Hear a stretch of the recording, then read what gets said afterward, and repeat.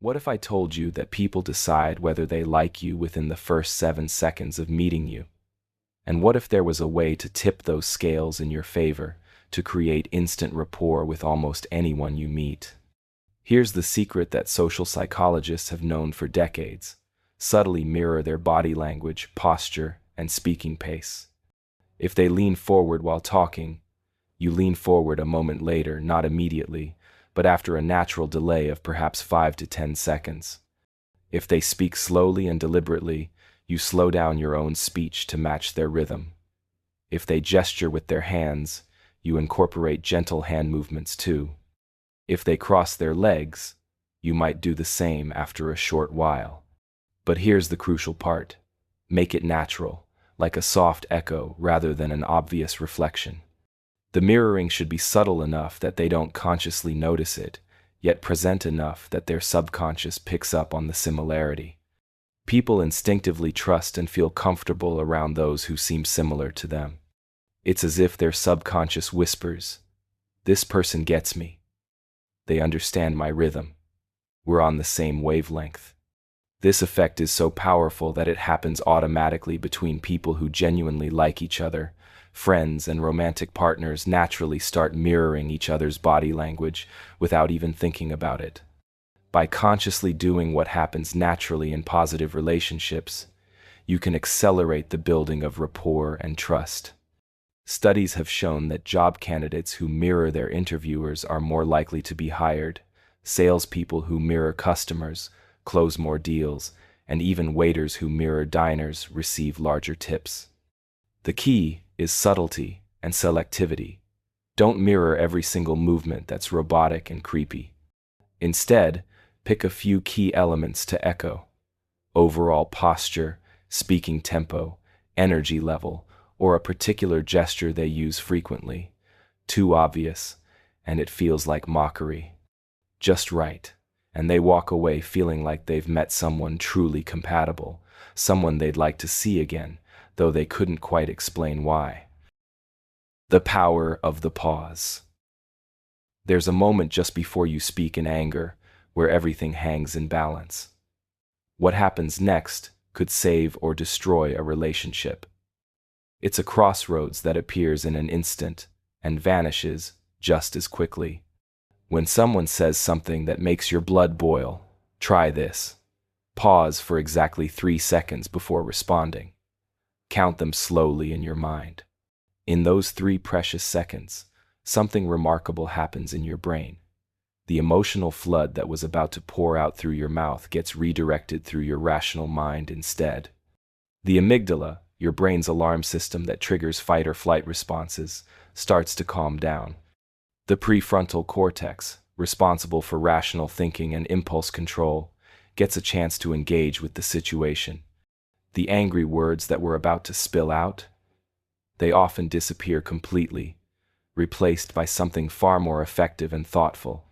This isn't just self-control, it's literally rewiring your automatic responses at the neurological level.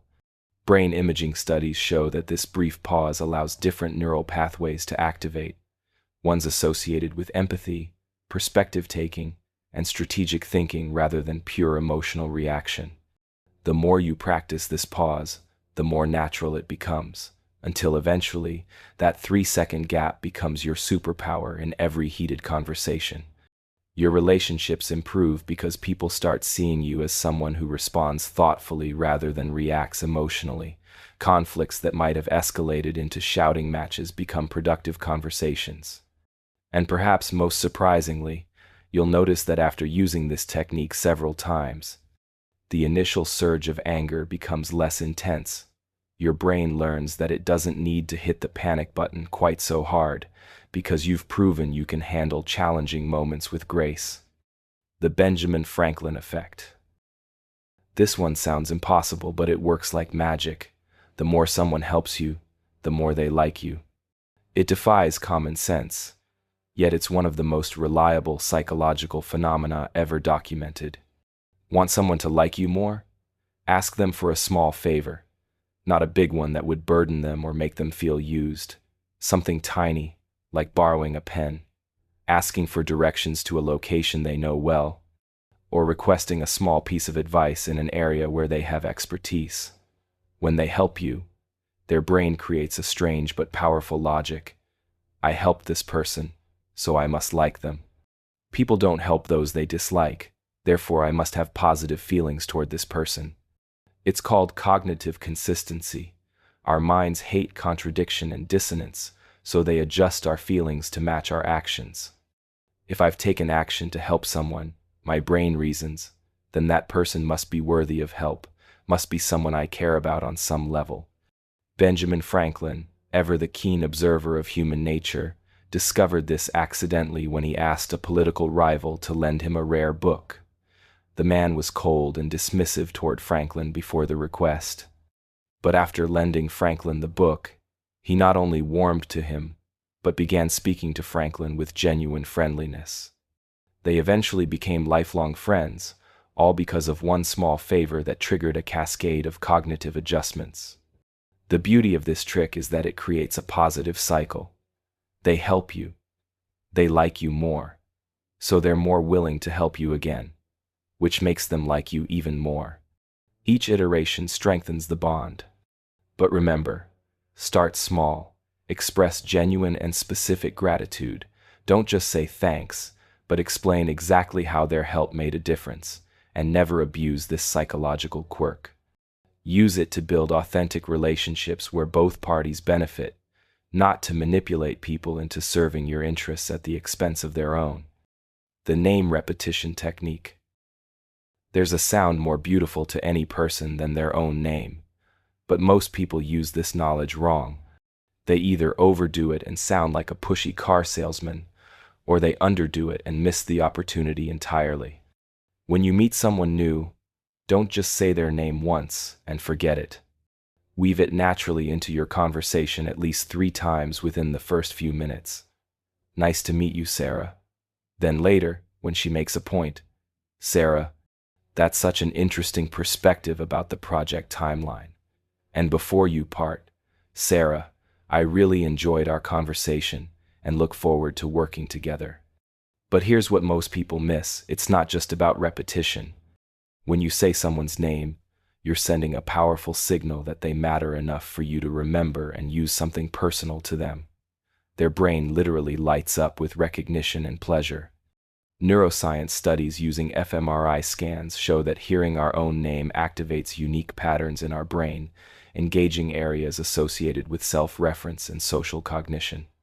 It's as if you're saying, I see you as an individual, not just as another face in the crowd. However, there's a delicate balance to strike. Overdo it, and you'll sound like a pushy salesperson who learned about this technique in a manipulative sales seminar. The magic number seems to be 3 times in a first conversation, then naturally and organically throughout future interactions. You want the person to feel seen and remembered, not studied and targeted. Also, pay attention to pronunciation. If someone has a name that's unfamiliar to you, take the extra moment to ask how to pronounce it correctly and then practice it. Nothing shows respect quite like making the effort to say someone's name properly. And if they have a nickname or preferred version of their name, use that consistently.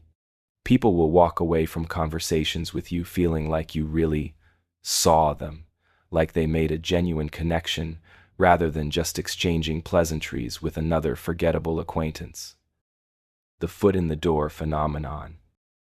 Want someone to agree to something big? Start impossibly small. This technique has been tested thousands of times across different cultures, age groups, and contexts, and it works with stunning consistency. This is perhaps one of the most reliably replicable findings in social psychology. Start by asking for something so small that saying no would seem unreasonable, even petty. Once they say yes to that tiny request, their brain begins to see them as the kind of person who helps you, who supports your goals, who is on your team. Then, you can gradually increase your requests, and they're much more likely to continue saying yes. The classic research that established this effect is both elegant and revealing. Researchers went to homeowners and first asked them to place a small, neat, 3-inch square sign in their window, supporting safe driving. Most agreed it was a small, reasonable request for a good cause. 2 weeks later, the same researchers came back and asked these homeowners to install a large, ugly billboard sign in their front yard with the same safe driving message. This was a huge request that would dominate their yard and clash with their landscaping. Here's the remarkable finding. Those who had agreed to the small window sign were 4 times more likely to agree to the large, ugly billboard than homeowners who had never been asked about the small sign. 4 times. The small initial commitment changed how people saw themselves. They thought, I must be someone who supports safe driving campaigns. I'm the kind of person who takes action on this issue. This new self-identity made the next, much larger request seem consistent with who they now believe themselves to be. The key is that each yes incrementally changes how people see themselves. They're not just agreeing to discrete requests, they're building an identity, a story about who they are and what they value. But use this ethically. Help people become the helpful, generous, principled person they genuinely want to be. Don't manipulate them into commitments that aren't in their true interest or that violate their actual values. The goal is to align their actions with their authentic aspirations, not to trap them in a series of escalating commitments they'll later regret. The door-in-the-face technique. Sometimes, asking for too much is the perfect way to get exactly what you want. This is the flip side of the previous trick, and it's equally powerful when used correctly. Start with a request so large that any reasonable person would refuse it, something that's clearly beyond what most people would consider appropriate or feasible. Then, immediately follow up with your real request, something much smaller and more reasonable by comparison. The contrast makes your actual request seem modest and fair, almost like a compromise rather than an imposition. Researchers demonstrated this brilliantly in a study with college students. They approached students with a large request, volunteering for 2 hours a week for 2 years at a juvenile detention center, a massive commitment that would require over 200 hours of service. Predictably, nearly everyone said no. Immediately after the refusal, the researchers made a smaller request. Would the students be willing to take juvenile offenders on a single 2-hour trip to the zoo? Just one afternoon, one time, with a clear endpoint. The agreement rate jumped to 50%, compared to just 17% when they asked for the zoo trip directly without first making the larger request. The initial big request created a context that made the smaller request seem reasonable by comparison. It's the difference between, "Can you give me 2 years of your life?" followed by, "Okay, how about just one afternoon?" versus simply, "Can you give me one afternoon?" The first approach feels like negotiation and compromise. The second feels like a cold request. Why does this work so powerfully? When you make that first outrageous request, people feel a slight twinge of guilt for refusing. They want to be helpful. They want to see themselves as good people. But you're asking for something clearly unreasonable. So, when you offer them an easier way to say yes, a way to be helpful without the massive burden, they grab it eagerly. It's like psychological relief, a way to ease the discomfort of having said no. But there are crucial conditions for this to work properly.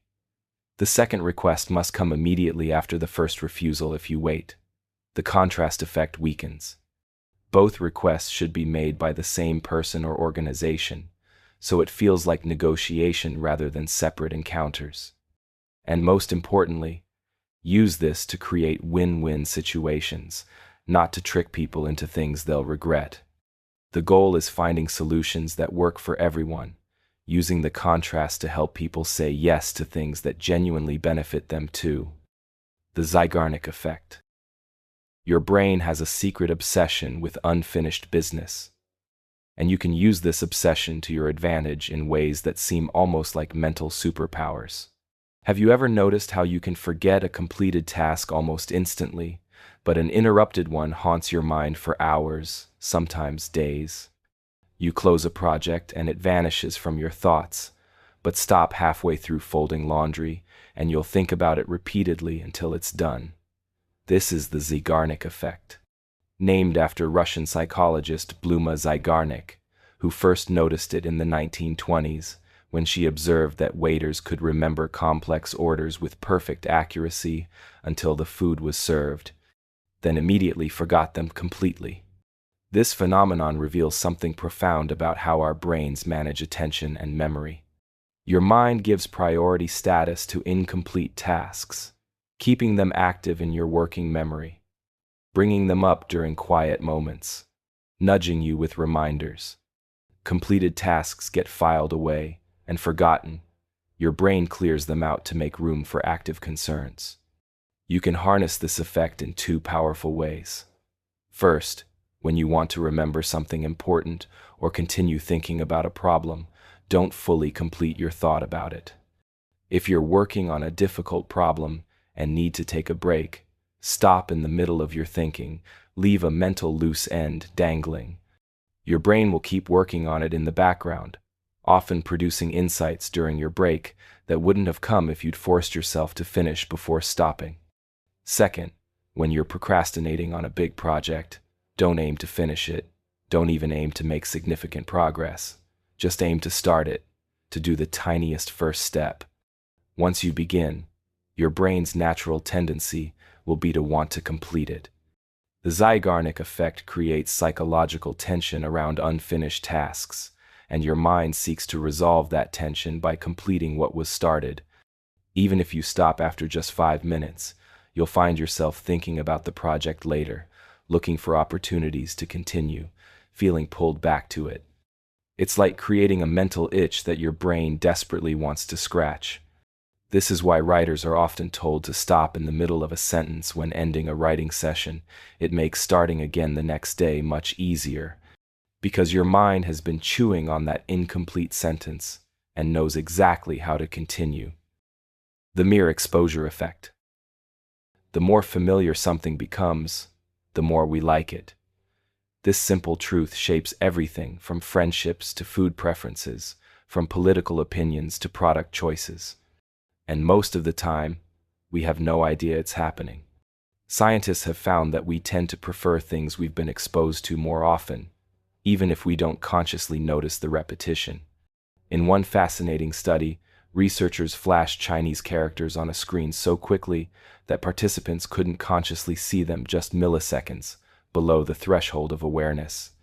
Later, when shown the same characters alongside new ones and asked which they preferred, people consistently chose the ones they'd been subliminally exposed to, even though they had no conscious memory of ever seeing them. This effect is incredibly robust and works across virtually every domain. People grow to like songs they hear repeatedly on the radio, even songs they initially disliked. Students who sit near each other in class often become friends, partly just through repeated exposure. Even our own faces follow this pattern. We prefer photos of ourselves that are mirror reversed, as we see ourselves in mirrors, while others prefer photos that aren't reversed, as they see us, simply because we're each most familiar with our own view. You can use this in relationships and professional settings by simply being around people more often, creating opportunities for repeated positive exposure. That colleague who seemed cold or standoffish at first, spend more casual time near them, grab coffee at the same time each day, take breaks in the same area, attend the same optional meetings. The increased exposure will naturally make them feel more comfortable with you, and you with them.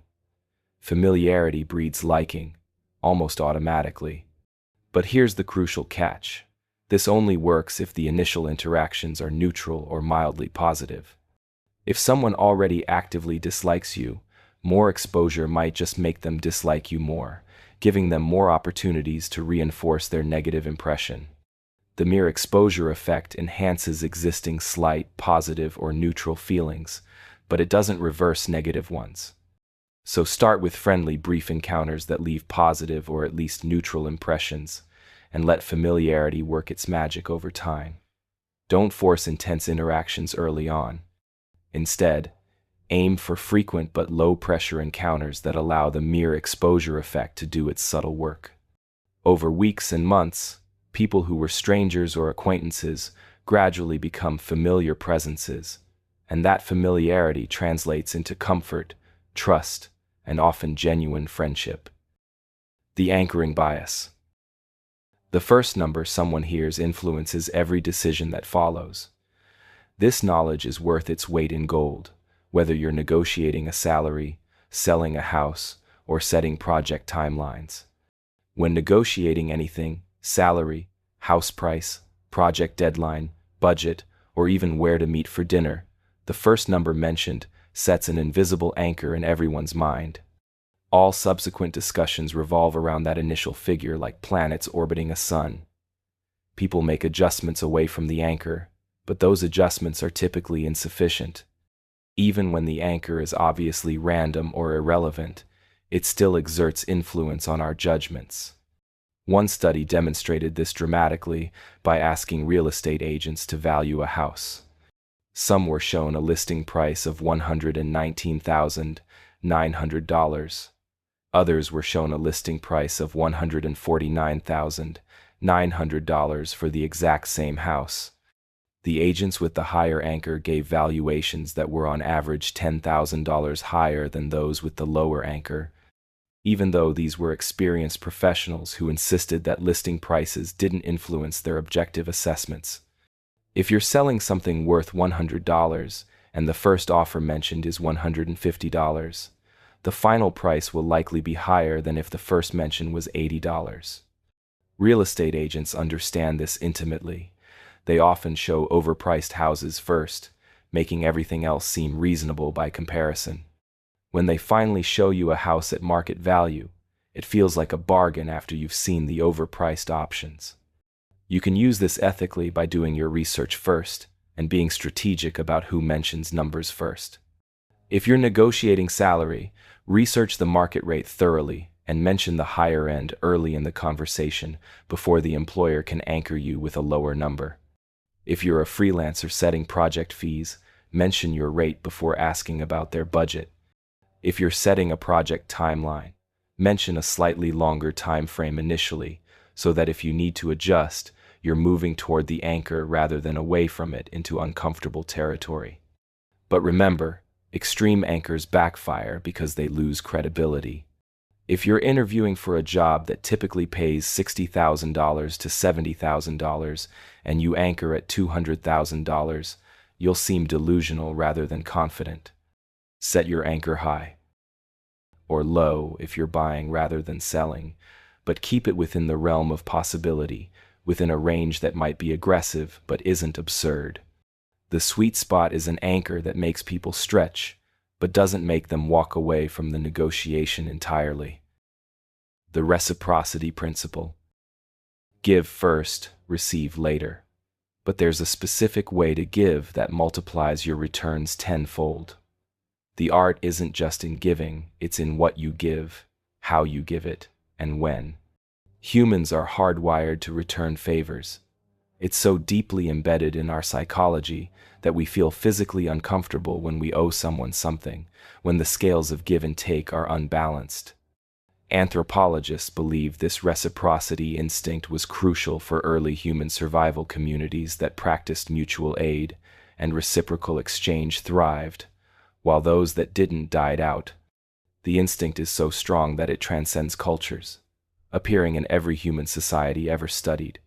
But here's what most people get wrong about reciprocity. They give expecting immediate returns, or they give things that don't really matter to the recipient, or they give in ways that feel transactional rather than generous. The secret is to give something small but genuinely meaningful before you need anything in return. A sincere compliment that shows you really notice something specific about their work. A useful piece of information that solves a problem they've been struggling with. A small favor that costs you little time or effort but helps them significantly. Consider the context of your gift. A cold bottle of water means nothing to someone sitting in an air-conditioned office, but it means everything to someone who's been moving boxes in the summer heat. A recommendation for a good restaurant is nice, A recommendation for a good restaurant that matches their specific dietary restrictions shows you were really listening and thinking about them personally. Then, and this timing is crucial, don't immediately ask for something back. Let time pass. Let them feel the natural human urge to reciprocate and build up inside them. When you do eventually need their help, sometimes days or weeks later, they'll be psychologically primed to want to balance the scales. Studies show that people will often give back more than they received, especially if your original gift was unexpected and felt personal to them rather than obligatory. There's also a multiplier effect in being the one who gives first. Being first signals confidence, abundance, and goodwill. It says, I trust that giving to you is a good investment, and I have enough that I can afford to share without keeping score. This creates a very different dynamic than waiting for others to give first, which signals scarcity and suspicion. But perhaps most importantly, give in a way that doesn't feel like you're creating an obligation. The moment your generosity feels like a ploy to put someone in your debt, the reciprocity effect weakens dramatically. People resist feeling manipulated. The most powerful giving is genuine helping others because you want to, because you can, because making someone's life a little better is valuable in itself. When reciprocity flows from authentic generosity rather than strategic calculation, it becomes more powerful, more reliable, and more satisfying for everyone involved. The contrast principle. Show someone something terrible, and suddenly mediocre looks amazing. This is not just about low expectations, it's about fundamentally changing how the brain processes value and quality. Our brains don't judge things in isolation, they judge them in comparison to what came before, what's nearby, what we expected. This comparative processing happens so automatically that we're rarely aware it's happening. A 60-degree day feels warm after a harsh winter, but cool after a hot summer. The same temperature, completely different experience, all because of contrast. Restaurants know this intimately when they design their wine lists. They'll list an extremely expensive wine first, perhaps a $300 bottle that almost nobody orders. But that anchor makes the second most expensive option, maybe $75, seem reasonable and even modest by comparison. Without the $300 wine, the $75 bottle might seem overpriced. With it, customers think, well, it's not that expensive, and feel like they're making a sensible, middle ground choice. Car salespeople are masters of this technique. They show you the basic model first stripped down, no features, uncomfortable seats, no technology. They let you sit in it, experience how bare bones it feels. Then they show you the upgraded model with all the features, and suddenly the additional $5,000 doesn't seem like much. You're not comparing the upgrade cost to your original budget, you're comparing the full-featured car to the stripped-down one, and the contrast makes the price difference feel justified, even small. You can use this principle ethically in many situations. When presenting solutions to a problem, mention a few difficult or expensive options first, then present your preferred solution. The contrast makes your solution look more attractive. When asking for time off work, you might mention that you're considering taking a whole week, then ask for the 3 days you actually want. The 3 days seems more reasonable after they've mentally prepared for a week. When setting expectations for a project, describe what a bare minimum result would look like, just meeting the absolute basic requirements. Then, when you exceed those expectations even slightly, people are impressed and satisfied. If you'd set expectations higher initially, the same result might have seemed disappointing. The key is creating a reference point that makes your real request or offer look appealing by comparison. But be honest, use real alternatives, not made-up extremes. If people discover you invented fake options just to make yours look good, you lose all credibility. The contrast should come from genuine alternatives that exist in the real world, giving people authentic context for their decision-making. The commitment escalation. Once people say something out loud, they become psychologically invested in making it true. Their words become a contract with themselves, and breaking that contract creates cognitive dissonance that's deeply uncomfortable. When someone states a position or makes a commitment verbally, especially in front of others, they feel internal pressure to act consistently with that statement. This pressure is so strong that people will sometimes act against their own interests just to maintain consistency with their previous public statements. It's as if their words create an identity they then feel compelled to live up to. This is why support groups ask people to share their goals out loud to the group. When someone says, "I'm committed to staying sober" in front of 10 other people, they're not just making a statement, they're creating a public identity as someone committed to sobriety. Breaking that commitment now means not just changing behavior, but admitting they were wrong, that their word doesn't mean much, that the identity they claimed was false. That's much more painful than simply changing behavior that was never verbalized. Salespeople understand this instinct deeply. They'll ask customers to verbally confirm they want to buy something before discussing price or terms. "So you're saying, this is the car you want?" Once the customer says, yes, they've made a verbal commitment. Even if the price negotiation doesn't go exactly as they hoped, they're more likely to follow through because they've already told the salesperson and themselves that this is what they want. You can use this by asking people to articulate their commitments clearly. Instead of assuming your teammate will finish their part of the project, ask them to verbally confirm when they'll have it done. "Can you walk me through your timeline?" When specifically, "Will you have the draft completed?" When they say, "I'll have it done by Thursday afternoon," they've made a verbal commitment that creates psychological pressure to follow through. Instead of hoping your friend will join you at the gym, ask them to state out loud that they're committed to going with you. "So, we're definitely on for Tuesday and Thursday mornings this week." When they say, "Yes, definitely," they're much more likely to actually show up. When people hear themselves make these commitments, they're creating an identity. "I'm someone who follows through on my commitments. I'm reliable. My word means something." But make sure the commitments are realistic and genuinely beneficial to them. You're helping them succeed, not trapping them. If you get someone to commit to something that's actually not in their best interest, they might follow through out of consistency pressure, but they'll resent you for it later. The goal is using this psychological principle to help people stick to commitments that serve their authentic goals and values. Also, recognize that this works on you too. Be careful about what you say out loud, especially in public. Once you've verbally committed to something, you'll feel pressure to follow through, even if circumstances change. This can be useful for keeping yourself accountable, but it can also lock you into courses of action that no longer make sense. The false attribution. Your brain constantly guesses why you feel certain ways, and it's wrong more often than you'd think. This opens up fascinating possibilities for creating positive associations that seem to happen naturally.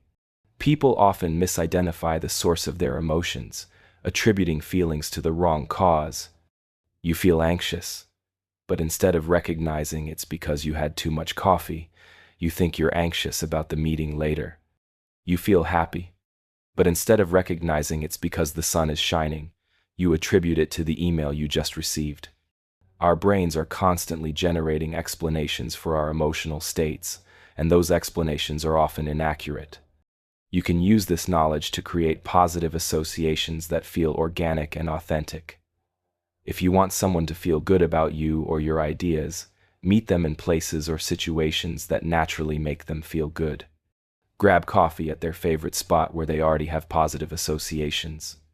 Have important conversations while walking in nature, where the pleasant environment generates positive feelings they'll partially attribute to you and your ideas.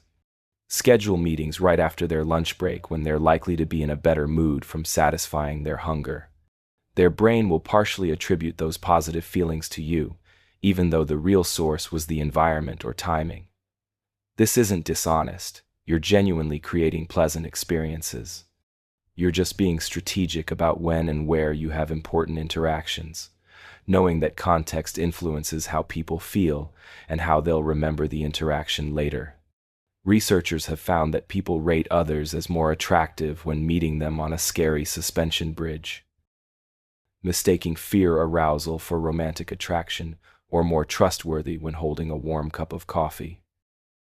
Physical warmth translating to emotional warmth. These effects are subtle but real, and they happen automatically without conscious awareness. You can also use this defensively. If you're going into a difficult conversation or negotiation, try to elevate your own mood first through pleasant activities. Go for a walk, listen to music you love, do something that makes you laugh. That positive emotional state will influence how you interpret the other person's words and behavior. You'll be more likely to give them the benefit of the doubt, more likely to find creative solutions, more likely to respond constructively rather than defensively. The key is subtlety. Create genuinely pleasant experiences rather than trying to manipulate people's emotions. You're not tricking anyone. You're being thoughtful about the conditions under which important interactions happen. You're recognizing that humans are embodied beings whose thoughts and feelings are influenced by their environment, their physical state, and their circumstances. By being intentional about these factors, you help create the best conditions for positive outcomes. The Scarcity Principle. Tell someone they can't have something, and suddenly they want it more than ever. But there's a crucial difference between real scarcity and artificial scarcity, and people are getting better at detecting the difference. Limited availability creates urgency and increases perceived value. When something is rare or might not be available tomorrow, our brains assign it higher value than identical items that are abundant. This makes evolutionary sense. Our ancestors, who prioritized scarce resources when they were available, survived better than those who didn't. But here's the twist that many people miss. Real scarcity works much better than artificial scarcity. In today's world, people have been exposed to so many fake scarcity tactics that they've developed resistance. This offer is only available until midnight. Feels manipulative because we've seen it 1,000 times, and we know that the same offer will probably be available again next week. Instead of creating false urgency, focus on legitimate limitations. I only have time to take on 2 more projects this month because I want to give each client my full attention. Is real scarcity based on your genuine time constraints? There are only 5 spots left in the workshop because the venue can only accommodate 20 people. Is real scarcity based on physical limitations? I can only recommend 3 candidates for this opportunity because the hiring manager specifically asked me to be selective. Is real scarcity based on actual circumstances? When the scarcity is genuine, people respond more authentically. They think faster because they recognize the limitation is real, not a sales tactic. They decide quicker because they understand that hesitation might mean missing out, and they value the opportunity more because they recognize it's truly limited. But don't manufacture fake scarcity. It backfires spectacularly when people discover the truth. If you say you can only take 2 more clients and then take 5, you've destroyed your credibility. If you say spots are limited and then extend the deadline 3 times, people learn not to take your scarcity claims seriously. The short-term boost you might get from false scarcity isn't worth the long-term damage to your reputation. Instead, be honest about real limitations on your time, availability, or resources. If something isn't actually scarce, don't pretend it is. But if there are genuine constraints, don't be shy about communicating them clearly. Scarcity works because it forces people to prioritize and makes them realize what they might lose if they don't act. When that scarcity is real, it helps people make better decisions about how to allocate their own limited resources of time, money, and attention. The peak end rule. People judge entire experiences based on just 2 moments, the peak and the end. Everything else fades into a blur. This knowledge changes how you should design any experience you want others to remember positively. Whether an experience was 5 minutes or 5 hours, our brains primarily remember the most intense moment, the peak, and how it concluded, the end. The duration and the average quality of the experience matter surprisingly little. This is why a mediocre dinner with an amazing dessert feels like a great meal in retrospect, or why a fun vacation with a terrible last day leaves us with mixed feelings that skew negative. Researchers demonstrated this with a clever experiment involving cold water. Participants submerged their hands in painfully cold water for 60 seconds. Later, they did it again. But this time, for 90 seconds, the first 60 seconds were the same painful temperature, but the final 30 seconds were slightly warmer, though still uncomfortable. When asked which experience they'd prefer to repeat, most chose the longer one, even though it involved more total discomfort. The less painful ending dominated their memory of the entire experience. You can design better experiences by understanding this rule. If you're giving a presentation, make sure you have one standout moment. Your peak, a surprising statistic, a compelling story, a powerful visual, or an interactive element that really engages people. Then end on a high note with your most inspiring point or most actionable takeaway. The middle can be solid but doesn't need to be spectacular because people won't remember it as vividly. If you're planning a date, ensure there's one memorable highlight, whether it's an unexpectedly beautiful view, a moment of genuine laughter, or an experience you share together that feels special. Then make sure the goodbye is warm, positive, and forward-looking. How you part ways will color their memory of the entire evening. Even in difficult conversations, try to end with something hopeful or constructive. If you must deliver criticism or bad news, aim for the difficult moment to be in the middle, not the end. Close with next steps, with what can be improved, with an expression of confidence or partnership. People will remember the difficult moment, the peak, in this case a negative peak, but ending well prevents the entire conversation from being remembered as purely negative. Customer service experts use this principle brilliantly. When resolving complaints, they often do something unexpectedly generous at the end, a refund, plus a discount on the next purchase, or solving the problem, plus a sincere apology, plus some kind of bonus. This transforms the experience. The customer remembers the problem, the negative peak, but also remembers the exceptional resolution, the positive end. And the combination often results in higher loyalty than if the problem had never occurred. The middle parts of experiences fade from memory, but peaks and endings stick forever. Design your important experiences with this in mind, and people will remember them far more positively than if you'd spread your effort evenly across the entire duration. The Consistency Principle. People will go to extraordinary lengths to appear consistent with their previous actions and statements. Sometimes they'll even act against their own interests, just to maintain the appearance of consistency. Once someone takes a small action that aligns with a particular identity, they're much more likely to take bigger actions that fit that same identity. If someone recycles one bottle, they're more likely to see themselves as environmentally conscious and recycle more in the future. If they make one small donation to charity, they're more likely to see themselves as charitable people and donate again. Each action reinforces an identity, and that identity then guides future behavior. This principle is so powerful that it can override other considerations. Studies have shown that people who publicly commit to a position will defend it even when presented with strong evidence that they're wrong. They'd rather be consistently wrong than inconsistently right, because changing their position would mean admitting their previous statements were incorrect, that they didn't know what they were talking about, that they judged poorly. That's psychologically painful. You can use this principle positively by helping people take small steps toward becoming the person they want to be. Ask for tiny commitments that align with their stated values. If someone says they value health, ask them to commit to one healthy choice today. Taking the stairs instead of the elevator, drinking water instead of soda, taking a 10-minute walk. That small action creates a small identity.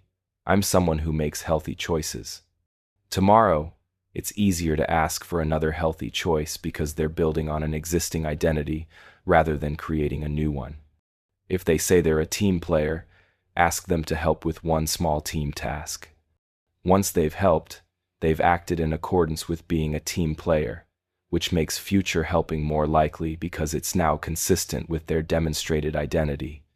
The key is starting so small that saying no would seem inconsistent with their stated values or self-concept. If someone says they care about the environment but won't even put a bottle in the recycling bin when it's right next to them, they experience cognitive dissonance. Their actions don't match their stated values. To resolve this dissonance, they either have to change their behavior, recycle the bottle, or change their self-concept. Admit they don't really care about the environment that much. Most people find it easier to change the behavior. But use this ethically. Help people become the person they genuinely want to be, aligned with their authentic values. Don't use consistency pressure to trap people into behavior that doesn't serve their true interests. The goal is helping people close the gap between their values and their actions, not exploiting the consistency principle to serve your agenda. The social proof principle. We look to others to determine what's normal, appropriate, and correct. This instinct is so strong that it can override our own judgment, for better or worse.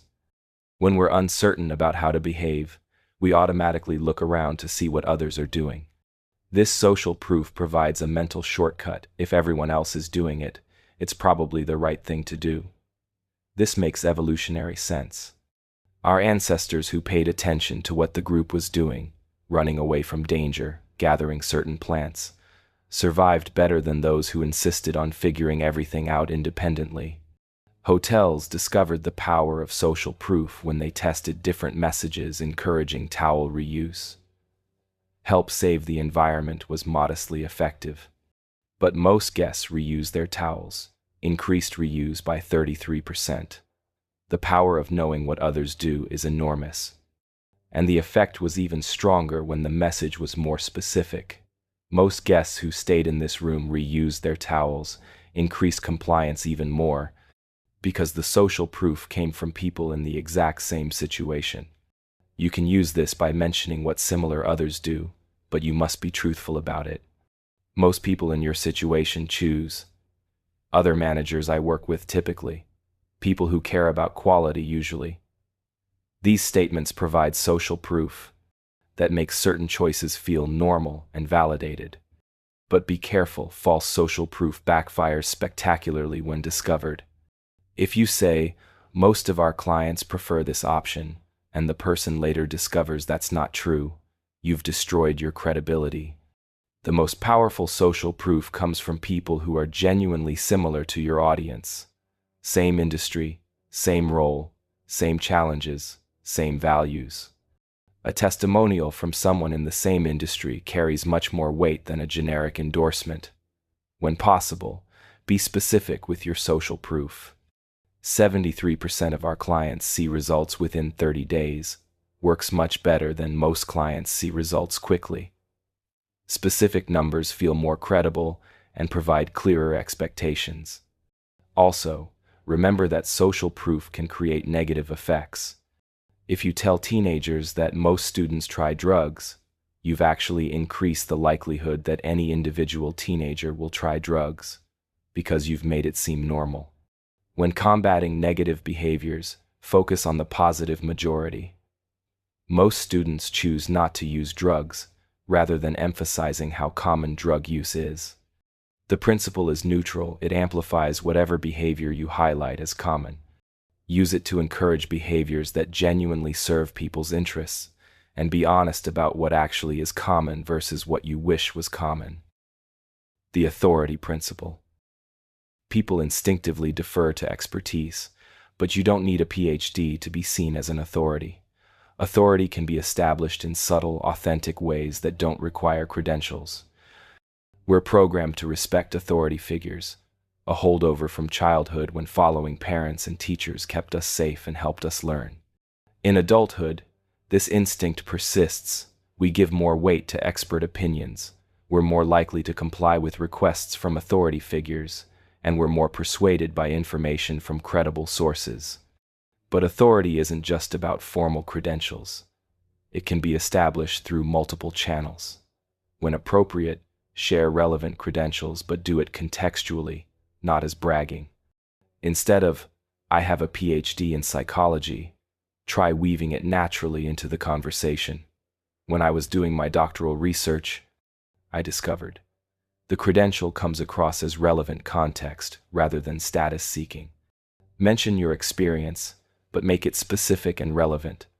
Instead of "I have 20 years of experience," try, "I've worked with over 100 companies facing this exact challenge, and here's what I've learned."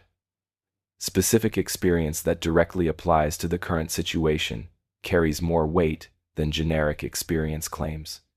Reference other experts who support your position. Recent research from Stanford shows, or leading experts in the field have found. This borrowed authority lends credibility to your own statements. But make sure you're citing real research and real experts, not making vague appeals to unnamed authorities. Even physical symbols of authority influence how people perceive your expertise. How you dress matters. People in professional attire are seen as more credible than people in casual clothes, even when giving identical information. Where you sit in meetings matters. The head of the table position is subconsciously associated with authority. What's visible behind you in video calls matters. Books, diplomas, professional equipment all signal expertise. But the most powerful form of authority is demonstrated competence. Show, don't just tell. Instead of saying, "I'm an expert in productivity," share a specific, actionable insight that demonstrates your deep knowledge. Instead of mentioning your years of experience, tell a brief story that showcases the wisdom you've gained. People resist being told someone is an authority, but they naturally recognize expertise when they see it in action. When you solve a problem others couldn't solve. When you predict something that comes true. When you explain something complex in a way that suddenly makes perfect sense, these demonstrations of competence establish authority more powerfully than any credential ever could. The goal isn't to manipulate people into false deference, but to help them recognize your genuine areas of competence so they can benefit from your expertise. In areas where you're not an authority, be clear about that too. Selective humility makes your authority claims in your actual areas of expertise more credible. The liking principle. We say yes to people we like, but likability isn't just about being nice. It can be developed systematically through specific, researched principles that create genuine connection.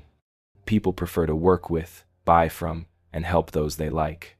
This is so obvious it seems almost silly to state, yet most people don't think systematically about what actually makes people likable. It's not random or purely about personality. Specific factors consistently increase likability across cultures and contexts. We like people who are similar to us. This goes beyond obvious demographics to include similar interests, similar values, similar communication styles, even similar challenges. When meeting someone new, look for genuine similarities and mention them naturally. Not, "We're both from Ohio," and then moving on, but exploring that connection. "Ohio, which part?" "I grew up in Cleveland." Shared geography, shared experiences, shared perspectives, all create bonds. We like people who compliment us genuinely. But the key word is genuinely. Empty flattery backfires. Compliment things you actually appreciate. Be specific about what you're complimenting, and explain why it matters. Not "great presentation," but "I really appreciated how you broke down that complex concept into 3 clear steps. That made it so much easier to understand, and I actually think I can implement it now." Specific, explained compliments feel authentic. Generic praise feels automatic and meaningless. We like people who cooperate with us toward shared goals. Collaboration creates bonds. Instead of positioning interactions as zero-sum negotiations where one person wins and another loses, frame them as shared problems to solve together. We're both trying to find a solution that works for everyone. Let's figure this out together. Working together toward mutual objectives creates alliance and liking. We like people who show they like us first. This seems circular, but it's true. People respond to genuine warmth and interest. Ask questions about them. Remember details they've shared and reference them later. Show enthusiasm when you see them. Make eye contact. Smile genuinely. Small signals that you enjoy their company make them more likely to enjoy yours. But here's the crucial part. This only works if it's genuine. Fake similarity, hollow compliments, forced cooperation, and artificial warmth are easily detected and create the opposite effect. You can't manufacture likability through technique alone. The goal is to find and nurture the real connections that exist between you and others, to be genuinely interested in them, to authentically appreciate their qualities and contributions. When you approach relationships this way, looking for real common ground, offering sincere appreciation, working collaboratively, and showing genuine warmth, likability develops naturally. People feel it when someone truly sees them, appreciates them, and enjoys being around them. That feeling is the foundation of likability, and no amount of technique can substitute for it. The von Restorff Effect. In a list of similar items, the one that stands out gets remembered. But standing out isn't just about being different. It's about being strategically different in ways that serve your message. Also called the isolation effect, this principle explains why we remember the one red item in a list of black items, or why unusual events stick in our memory while routine ones fade into the background.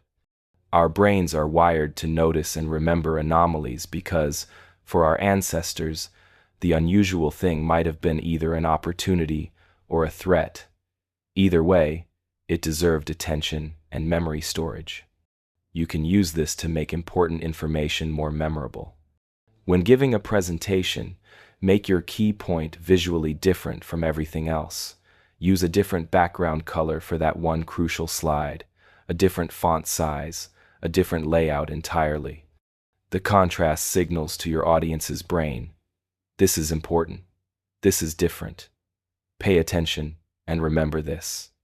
When sending emails, make critical information stand out with formatting. But not just any formatting, strategic formatting.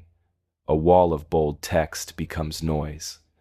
A single sentence in bold in an otherwise plain email draws the eye and stays in memory.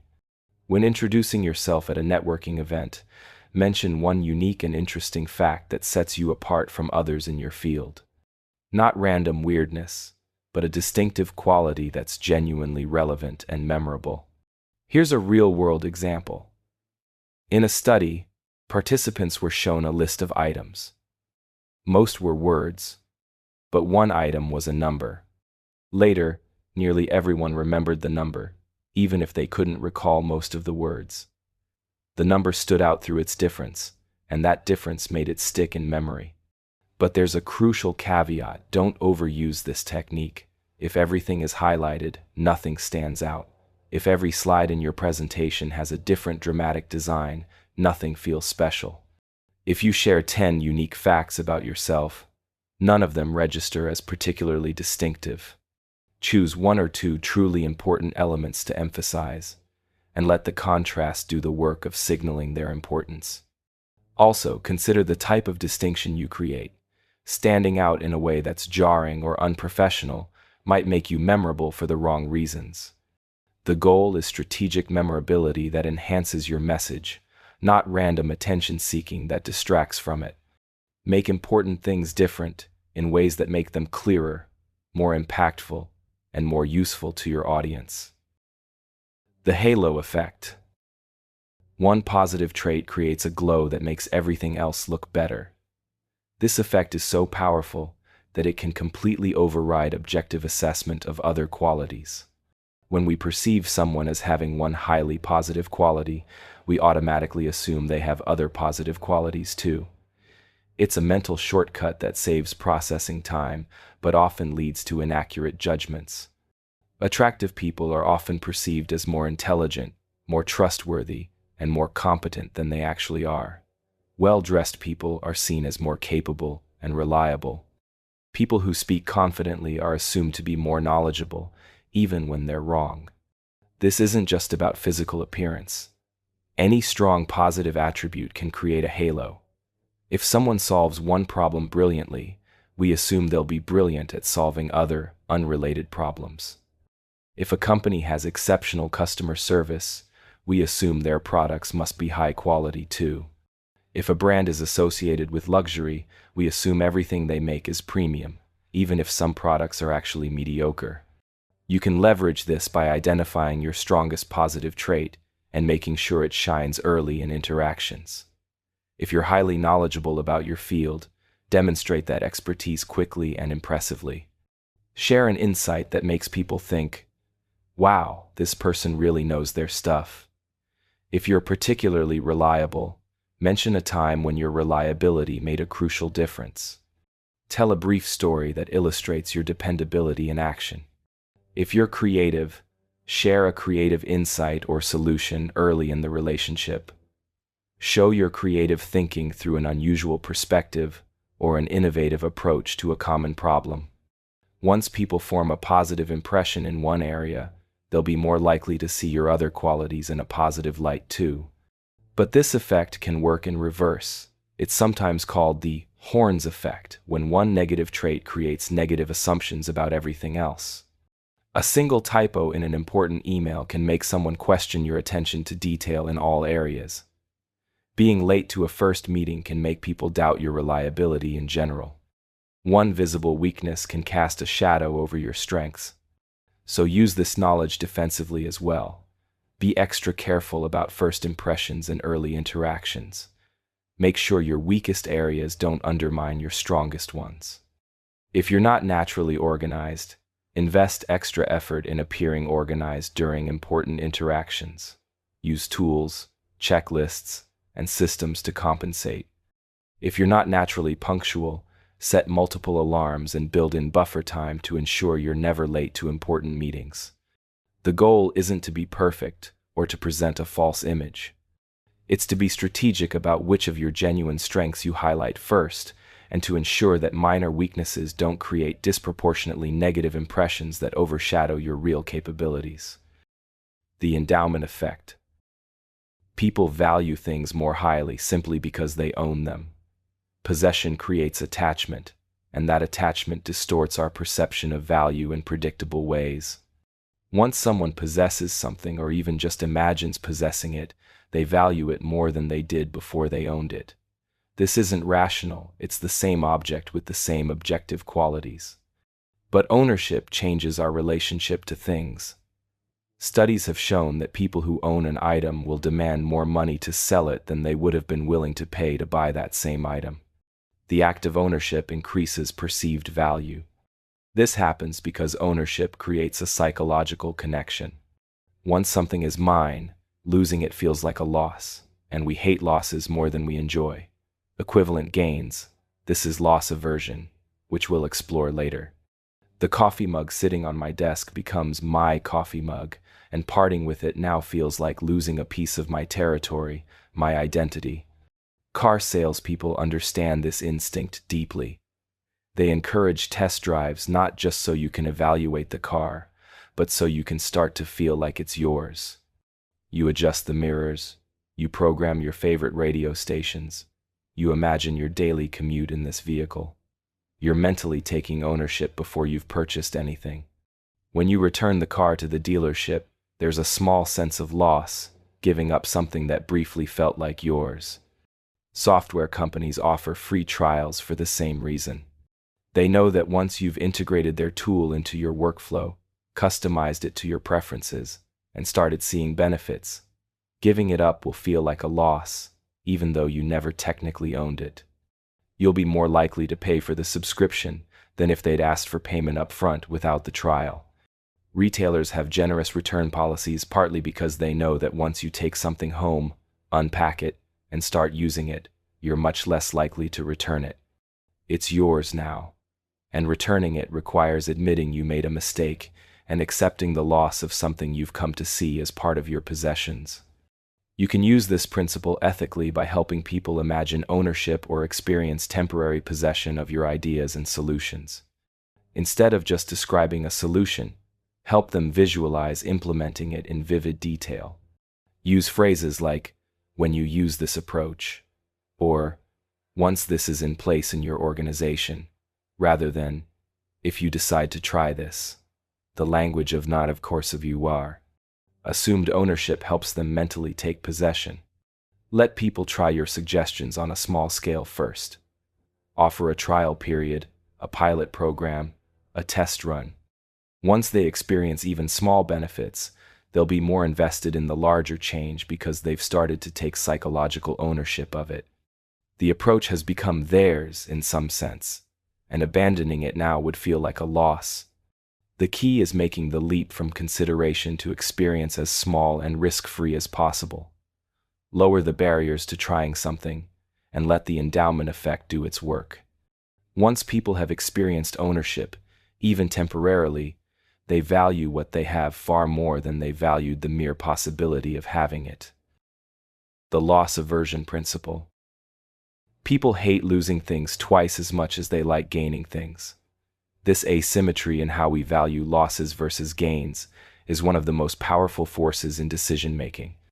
The pain of losing $100 is roughly twice as powerful as the pleasure of gaining $100. This isn't rational, they're equivalent amounts of money. But our brains weight negative experiences more heavily than positive ones. This makes evolutionary sense. Our ancestors who were more motivated to avoid losses like food, shelter, or group membership than to pursue gains survived better than those who took the opposite approach. This is why "don't lose out" is often more motivating than "here's what you'll gain." People will work harder to avoid losing something they have than to gain something equivalent.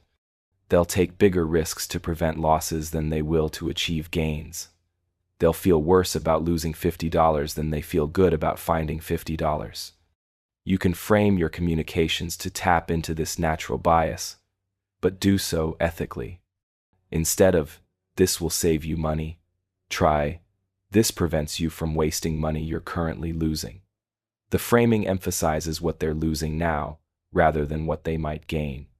Instead of, "you'll gain productivity," try, "you'll stop losing hours to inefficiency." Instead of, "here are the benefits of this approach," try, "here's what you're missing out on by not using this approach." In business contexts, this means emphasizing what customers are currently losing or missing. Your current system is costing you $10,000 per month in inefficiencies is more motivating than "our system could save you $10,000 per month." Even though they describe the same situation, the loss frame creates more urgency and motivation. But use this ethically. Help people avoid real losses. Don't manufacture fake fears. Don't create anxiety about losses that aren't actually occurring just to motivate action. The most powerful and ethical use of loss aversion is helping people recognize valuable opportunities they might otherwise miss or real risks they need to address. For example, if someone is considering whether to invest in professional development, you might say, "every year you delay developing these skills is a year of earnings and opportunities lost." That's not just standing still, it's falling behind as others advance. This frames inaction as a loss rather than just absence of gain. When helping people make important decisions, present both the gains from action and the losses from inaction. The combination is often more effective than either alone.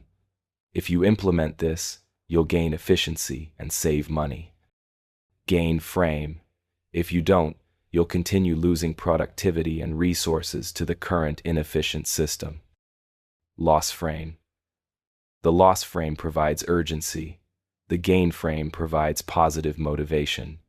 Remember that this principle also affects you. Be aware that your own fear of losses might cause you to make irrational decisions, holding on to failing investments too long, staying in bad situations because leaving feels like admitting loss, or avoiding necessary risks because potential losses loom larger than potential gains. The availability heuristic. People judge probability by how easily they can recall examples.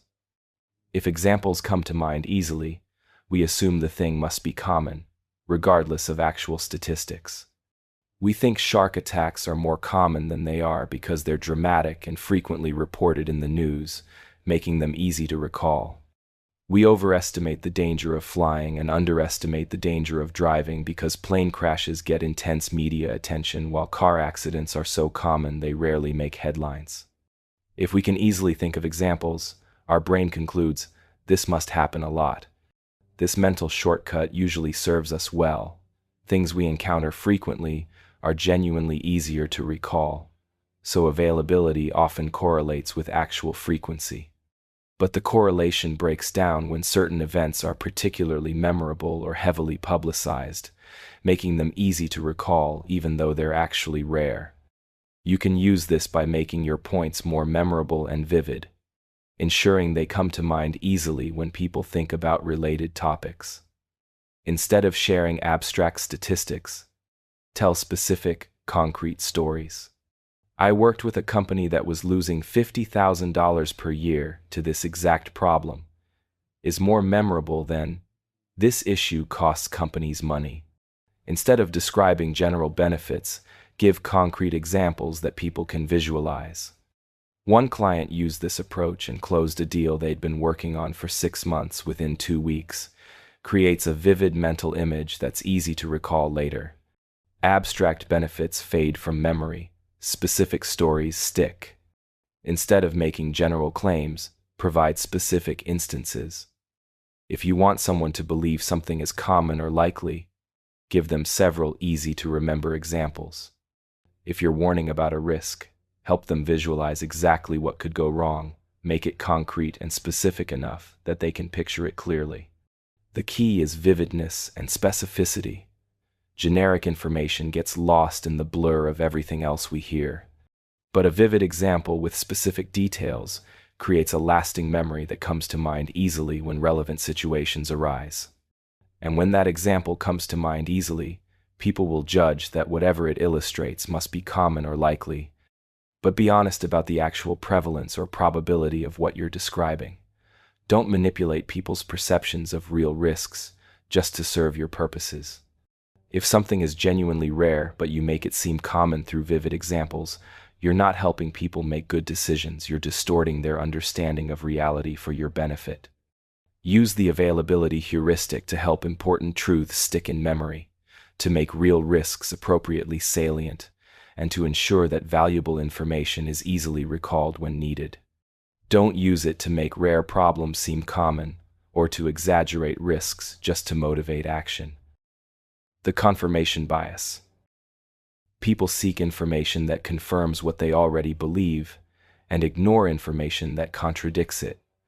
This bias is so strong that people will actively avoid learning facts that might challenge their existing views.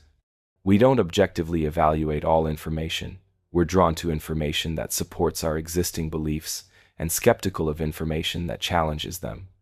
If I believe coffee is healthy, I'll notice and remember studies showing health benefits while overlooking studies showing risks.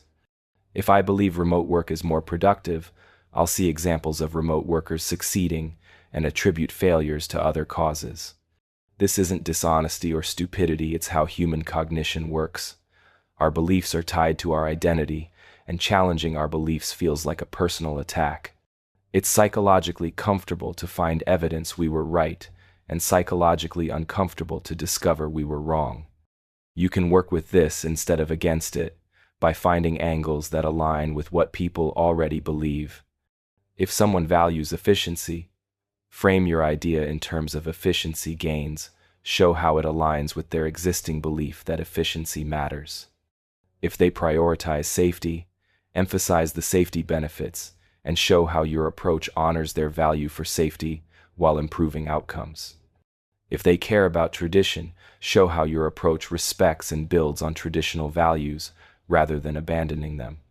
This new approach actually returns us to the core principles that made us successful in the first place, while adapting them to current realities. You're not contradicting their beliefs, you're showing how your idea is consistent with what they already value. Start with common ground, then gradually introduce new information.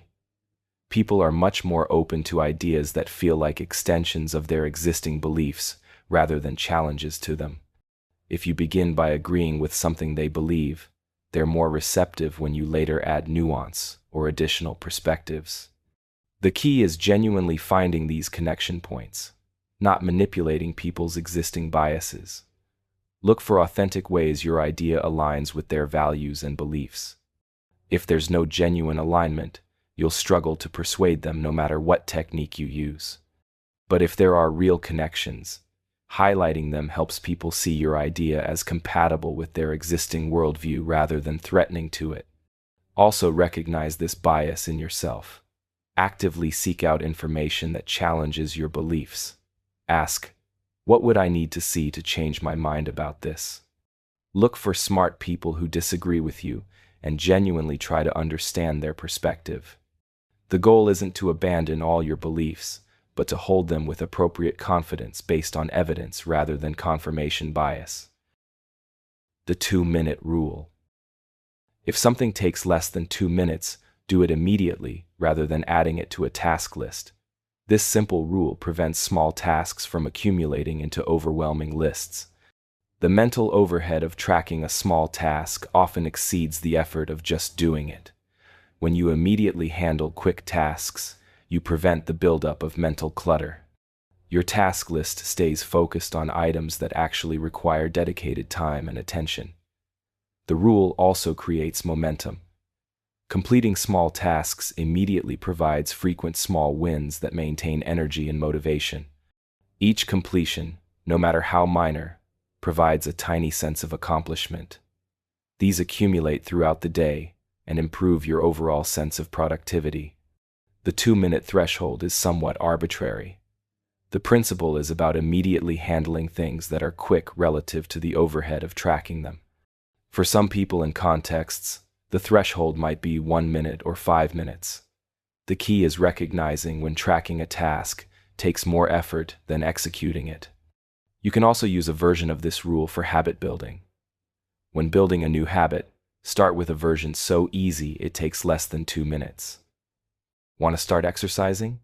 Begin with 2 minutes of activity. Want to start meditating? Start with 2 minutes of sitting quietly. The ease of the 2-minute version removes barriers to starting, and starting is often the hardest part. Once the habit of starting is established, expanding the time is much easier. The rule works because friction and overhead are real costs. Every item on your task list requires mental energy to remember and track. For small items, this cost exceeds the value. Immediate action eliminates the overhead cost entirely. The challenge is discipline. It is tempting to defer everything to later, thinking you will batch small tasks. But batching small tasks rarely happens as planned, and the accumulation creates stress. Immediate handling of quick items keeps your mental workspace clear and your momentum strong. The power pose. Your body language does not just communicate to others, it also sends signals to your own brain. Holding your body in expansive, open postures for a couple minutes before a high-stakes situation actually changes your hormones and mindset. Standing with your feet apart, shoulders back, and arms either raised or on your hips increases feelings of confidence and power. This is called a power pose. The effect works because the brain and body communicate both directions. Just like feeling confident makes you stand taller, standing taller can make you feel more confident. Research in this area has been debated, but many people report real benefits from the practice. Before interviews, presentations, or difficult conversations, spending 2 minutes in a private space holding a power pose can shift your mental state. The key is doing this privately, not in front of the people you are trying to impress. Walking into a room with overly dominant body language can backfire.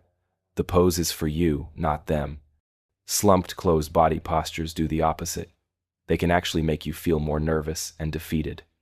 If you are sitting hunched over your phone right before something important, you are priming yourself for low confidence. The effect is not just about big poses before major events. Your everyday posture matters too. Chronically, sitting collapsed over a computer trains your brain to associate that posture with your baseline state. Taking regular breaks to stand, stretch, and open up your body helps maintain better overall mood and energy.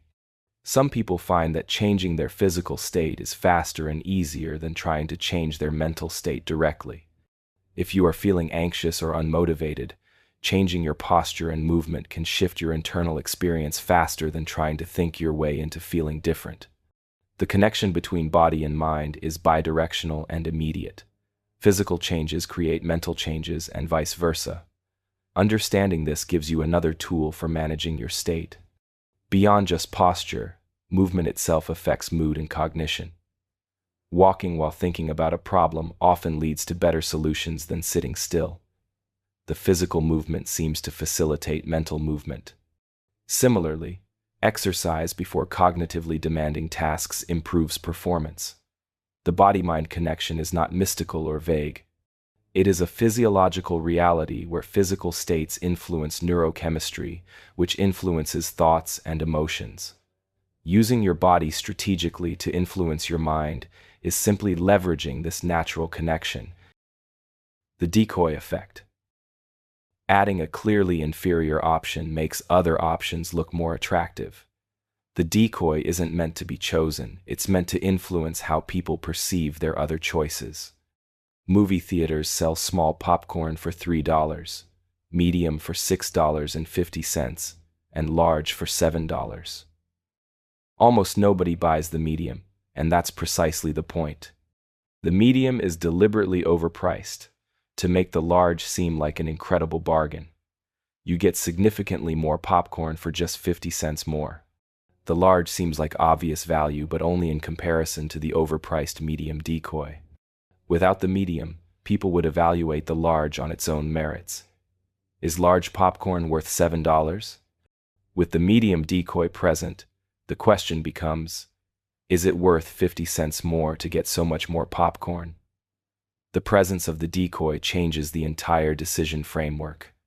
Restaurants put extremely expensive wines on their menu, not because they expect to sell many bottles, but because they make moderately expensive wines seem reasonable. A $75 bottle seems almost affordable when it's listed next to a $300 bottle. Without the $300 decoy, the $75 bottle would be the most expensive option and might seem extravagant. You can use this principle ethically by introducing options that make your preferred choice look good by comparison. When presenting solutions, include one that's clearly less appealing, perhaps an option that's cheaper, but with significantly fewer features, or an option that's slightly less expensive but takes much longer to implement. When offering your services at different levels, create a middle option that makes your premium offering seem like great value. The middle option should be real and legitimate, but structured so that the premium option seems like obviously better value for just a moderate additional investment. But make sure all options are genuine. The decoy should be a real alternative that some people might legitimately choose, even if you're structuring the options to make one choice more attractive than others. If people discover you invented a fake option just to make another option look good, you lose all credibility and trust. The decoy effect works because it changes the context of decision-making. Instead of evaluating options in isolation, people compare options to each other. By carefully choosing what options to present and how to price them, you influence which comparisons people make, and those comparisons guide their choices. The frog in boiling water. Gradual changes go unnoticed, while sudden changes trigger response. This is the frog in boiling water principle. If you drop a frog in boiling water, it jumps out. If you put it in cool water and slowly heat it, the frog does not notice the gradual change and stays until it is too late. This explains why people tolerate situations that deteriorate slowly, but would never accept if they jump to the final state immediately. You can use this understanding to protect yourself. Regularly step back and assess your situation as if you were seeing it fresh. Would you accept this if it were presented to you now, rather than being the result of gradual change? If not, it is time to make a change, even though the gradual process made it seem normal. The effect also works in reverse. Gradual positive changes go unnoticed too. You do not notice yourself getting stronger if you exercise daily, but someone who sees you after months notices the difference. This is why tracking and measuring are important. They make gradual change visible. The principle applies to organizational and cultural change. Sudden dramatic changes trigger resistance. Gradual change in the same direction might be accepted because each small step seems reasonable, even though the cumulative change is large. This is both a risk and an opportunity. The risk is accepting gradual deterioration. The opportunity is achieving significant change through small incremental steps that avoid triggering resistance. When you want to change something, small consistent steps work better than dramatic shifts. Each small change is easier to accept, and their cumulative effect can be substantial. This is how habits form and how organizations transform.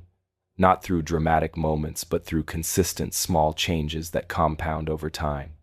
Understanding the frog in boiling water effect helps you be intentional about gradual change.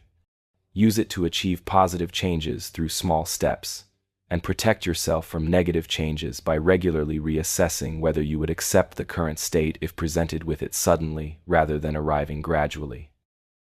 The framing effect. How you present information matters as much as the information itself. The same facts can lead to completely different decisions depending on how they're framed. 90% fat-free sounds better than contains 10% fat, even though they mean exactly the same thing. 4 out of 5 doctors recommend sounds more impressive than 20% of doctors don't recommend, despite being identical information. The frame, the words, structure, and emphasis you use shapes how people interpret and respond to facts.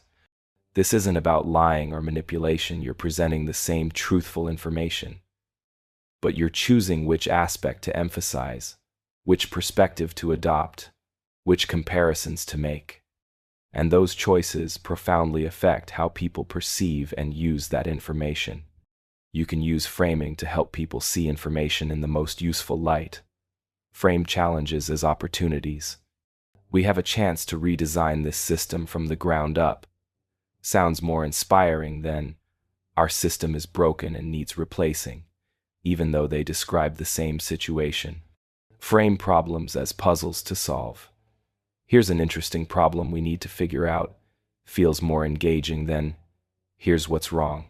Frame setbacks as learning experiences. We discovered an approach that doesn't work, which narrows our search for what does, is more productive than we failed. Frame your expertise in terms of results achieved rather than years spent. I've helped 50 companies improve their retention by an average of 30% is more compelling than I have 15 years of experience. Frame requests in terms of mutual benefit rather than one-sided asks. This would help both of us. You'd get the expertise you need, and I'd get to work on exactly the type of project I'm looking to take on is more appealing than, can you hire me for this project? The key is choosing frames that are both truthful and helpful. You're not changing the facts, you're presenting them in ways that help people make better decisions and take more effective action. If someone needs to act but is paralyzed by fear, framing the situation as an exciting challenge rather than a scary risk might provide the motivation they need while remaining completely truthful. Different frames suit different audiences and situations. For analytical thinkers, frame ideas in terms of logic, efficiency, and proven results. For creative thinkers, frame them in terms of innovation, possibilities, and novel approaches. For people-oriented individuals, frame them in terms of relationships, team impact, and human benefit. But avoid manipulative framing that deliberately obscures important information or misleads people about what they're agreeing to. The goal is clarity enhanced by strategic emphasis, not confusion created by deceptive presentation. Good framing helps people understand and act on the truth. Bad framing tricks people into misunderstanding reality. The Primacy Effect. First impressions are incredibly powerful, but so are first positions in any sequence. What comes first carries extra weight in memory and judgment. In lists, the first items are remembered better than those in the middle. In arguments, the first point made carries extra weight in how people think about the entire issue. In presentations, the opening moments set the tone for everything that follows, creating expectations and attention patterns that persist throughout. This happens partly because we pay more attention at the beginning. We're fresh, alert, and forming our initial impression. But it's also because first information creates a framework that influences how we interpret everything that comes after. The beginning establishes context, sets expectations, and creates a mental structure that subsequent information fits into. Use this by putting your strongest points first. When listing benefits of your proposal, start with the most compelling ones that will create positive momentum. When making arguments, lead with your best evidence that will make people receptive to your position. When introducing yourself, mention your most impressive credential or achievement early, so it colors how people interpret everything else you say. But don't waste the primacy effect on small details. Save it for information that matters most. If you start with trivial points, you've used up your moment of maximum attention and memory on things that don't matter. People will remember those trivial points because they were first, but won't remember the important points that came later. Also consider the primacy effect in how you structure entire interactions. The first few minutes of a meeting set the emotional tone and engagement level for everything that follows. Start with energy, clarity, and something interesting, and people will stay engaged. Start slow and boring, and you'll struggle to recapture their attention even when you get to more interesting material. The first email in an exchange, the first conversation with a potential client, the first day at a new job, all of these create lasting impressions that are difficult to change later. Make those first moments count. Be prepared, be professional, be genuinely engaged, and show the qualities you most want to be known for.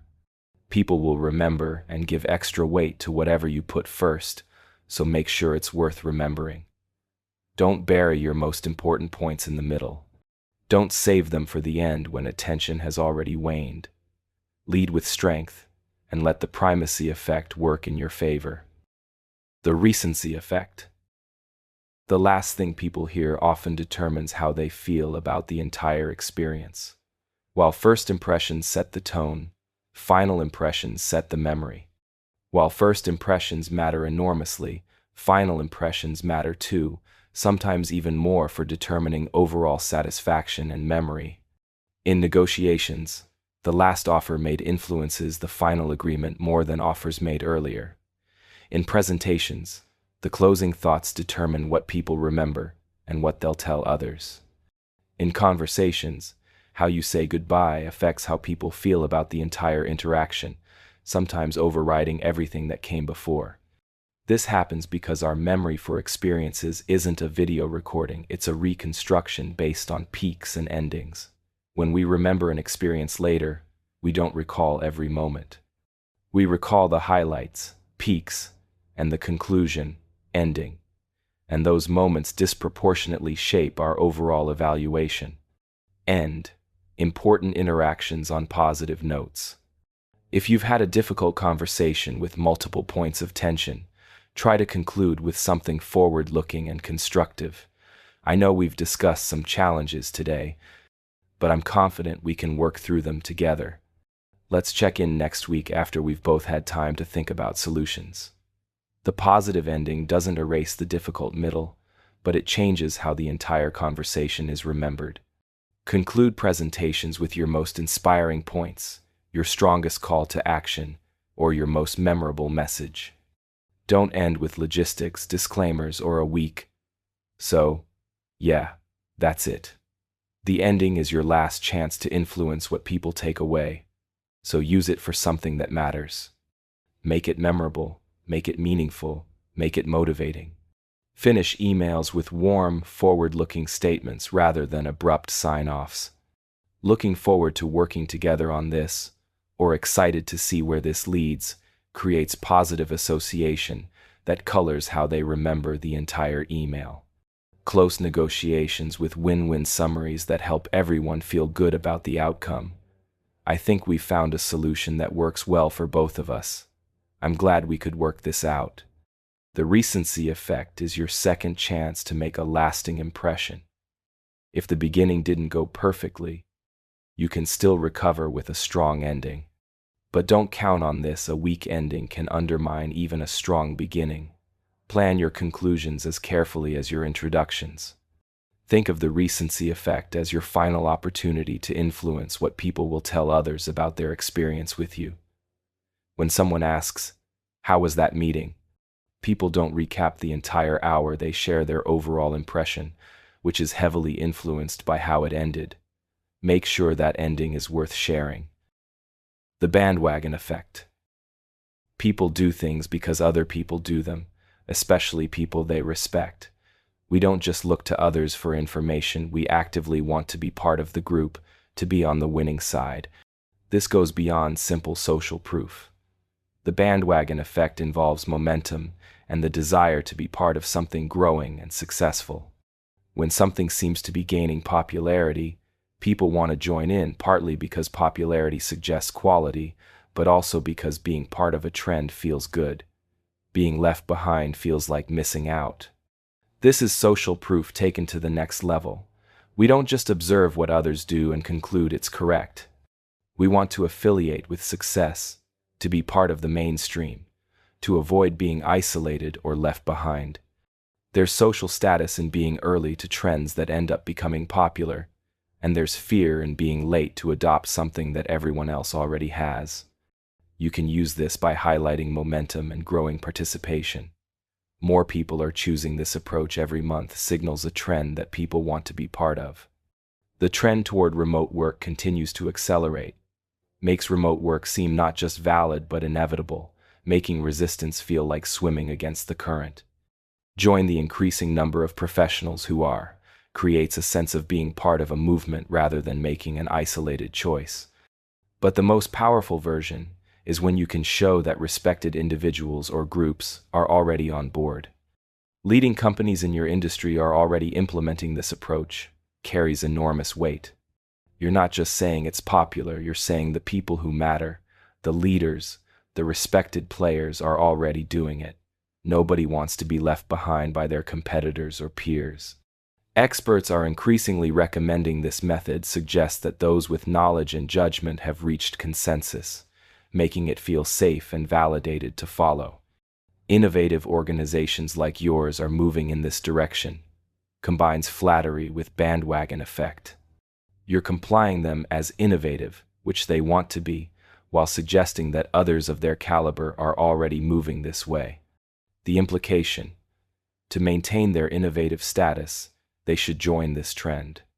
The key is making people feel they're joining something positive and forward-moving, not just following the crowd blindly. Frame it as joining leaders and innovators, not just doing what everyone does. The bandwagon effect is most powerful when it's about joining the right people, rather than just joining lots of people. But be truthful about momentum and participation.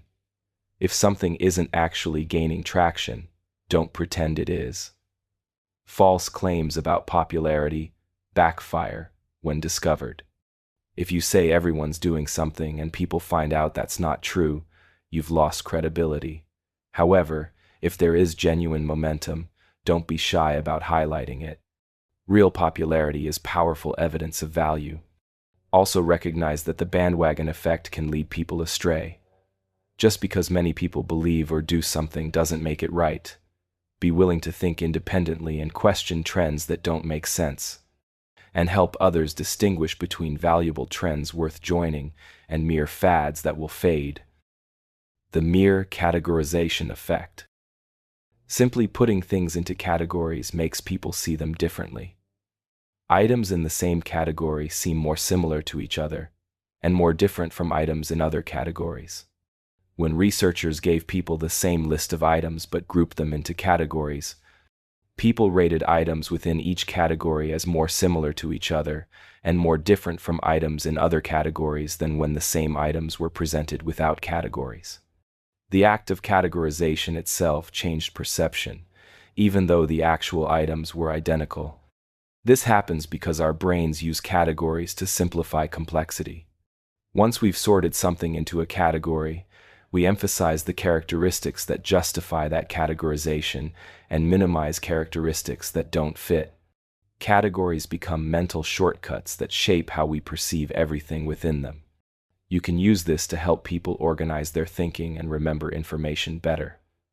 Instead of presenting a long list of benefits, group them into meaningful categories: time savings, cost reduction, and quality improvement. The categories help people process and remember the benefits, and also make your argument seem more comprehensive and organized. Instead of describing yourself with a random list of qualities, organize them into categories: technical skills, leadership experience, and creative abilities. The categories make you seem more complete and professional, and they help listeners remember and discuss your qualifications more easily. When presenting complex information, chunk it into clear categories. There are 3 types of challenges we need to address: technical, organizational, and cultural. Now, when you discuss each challenge, people already have a mental framework for organizing the information. They're not trying to hold separate pieces of information, they're filling in 3 organized buckets. Categories also help in persuasion. If you can get someone to categorize your product or service in a favorable category, they'll automatically attribute characteristics of that category to you. If your software is categorized as enterprise level, people will assume it's robust and scalable even if you haven't specifically made those claims. But be careful about how things get categorized. Once something is placed in a category, changing that perception is difficult. If your service gets categorized as budget option, everything about it will be seen through that lens. Make sure people are categorizing you, your ideas, and your offerings in ways that serve your goals. Also recognize when others are using categorization to simplify in ways that lose important nuance. Not everything fits neatly into categories. Sometimes the most important aspects are the ways something doesn't fit the usual categories. Be willing to challenge simplistic categorization when it obscures truth. The contrast. Sensitivity. Small differences become bigger when they're the only differences. In a room full of tall people, a medium-height person looks short. Context determines perception more than absolute qualities. Our perception is fundamentally relative. We don't perceive things in isolation. We perceive them in relationship to their surroundings. A medium-height person seems tall among short people, and short among tall people. The same person, the same height, completely different perception based on context. You can use this by choosing your contexts carefully. If you want to emphasize your experience, mention it when discussing a challenge that requires experience. If you want to highlight your creativity, bring it up when everyone else is giving conventional answers. When the 5th person in a meeting offers a standard solution, that's your moment to say, "What if we approached this completely differently?" Your creativity seems more striking because it contrasts with the conventional thinking around it. If you want to show your reliability, reference it when discussing problems caused by unreliability. I understand this has been an issue before. I want to be clear about my approach. When I commit to a deadline, I meet it. Here's my track record. Your reliability stands out because it's being explicitly contrasted with previous unreliability. The key is creating situations where your strengths naturally stand out against the backdrop of what's missing or what others typically offer. This isn't about putting others down, it's about positioning yourself strategically in contexts where your particular qualities have maximum contrast and therefore maximum visibility. Also, Think about this in terms of timing. If you're the first to respond to a question, your answer becomes the baseline. If you're last, your answer is compared to everything that came before. Neither position is inherently better. It depends on whether you want to set the standard or provide the contrast. In job interviews, if you're scheduled early in the day, you set the bar. If you're scheduled late, you have the advantage of contrast. If previous candidates were weak, you'll shine by comparison. If you're selling a product, presenting it after competitors lets you specifically address their weaknesses and position your strengths as solutions to their gaps. Be strategic about the contexts and sequences in which you present yourself and your ideas. The same qualities that seem ordinary in one context can seem exceptional in another. It's not about changing who you are, it's about choosing contexts where who you are stands out most positively. The planning fallacy. People consistently underestimate how long tasks will take, but you can use this knowledge to your advantage by being the rare person who gives realistic estimates and delivers on time. Most people are wildly optimistic about timelines, both their own and others. When estimating how long something will take, people tend to envision the best-case scenario where everything goes smoothly, nothing unexpected happens, and all assumptions prove correct.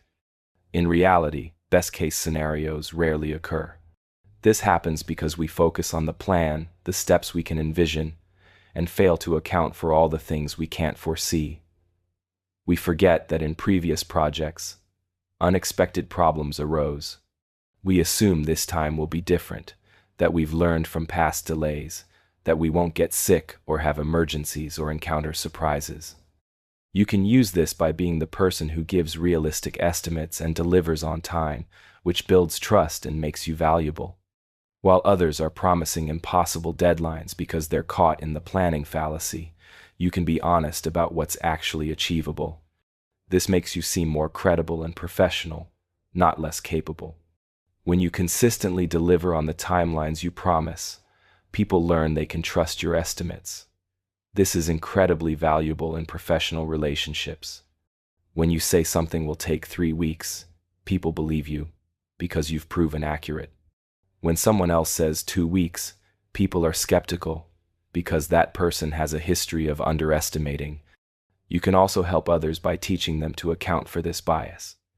When someone gives you an estimate, ask them to consider what could go wrong or take longer than expected. That sounds reasonable if everything goes smoothly. What if you hit some unexpected problems? What's a more conservative timeline that accounts for potential obstacles? Help them think through their assumptions. You're assuming the client will approve this within 3 days. What if they take a week? How does that change the timeline? By making implicit assumptions explicit, you help people see where their estimates might be overly optimistic. When making your own estimates, use historical data. How long did similar projects actually take, not how long you thought they'd take? Add buffer time for unexpected issues. They're not unexpected, they're probable. Plan for reality, not for the ideal scenario where nothing goes wrong.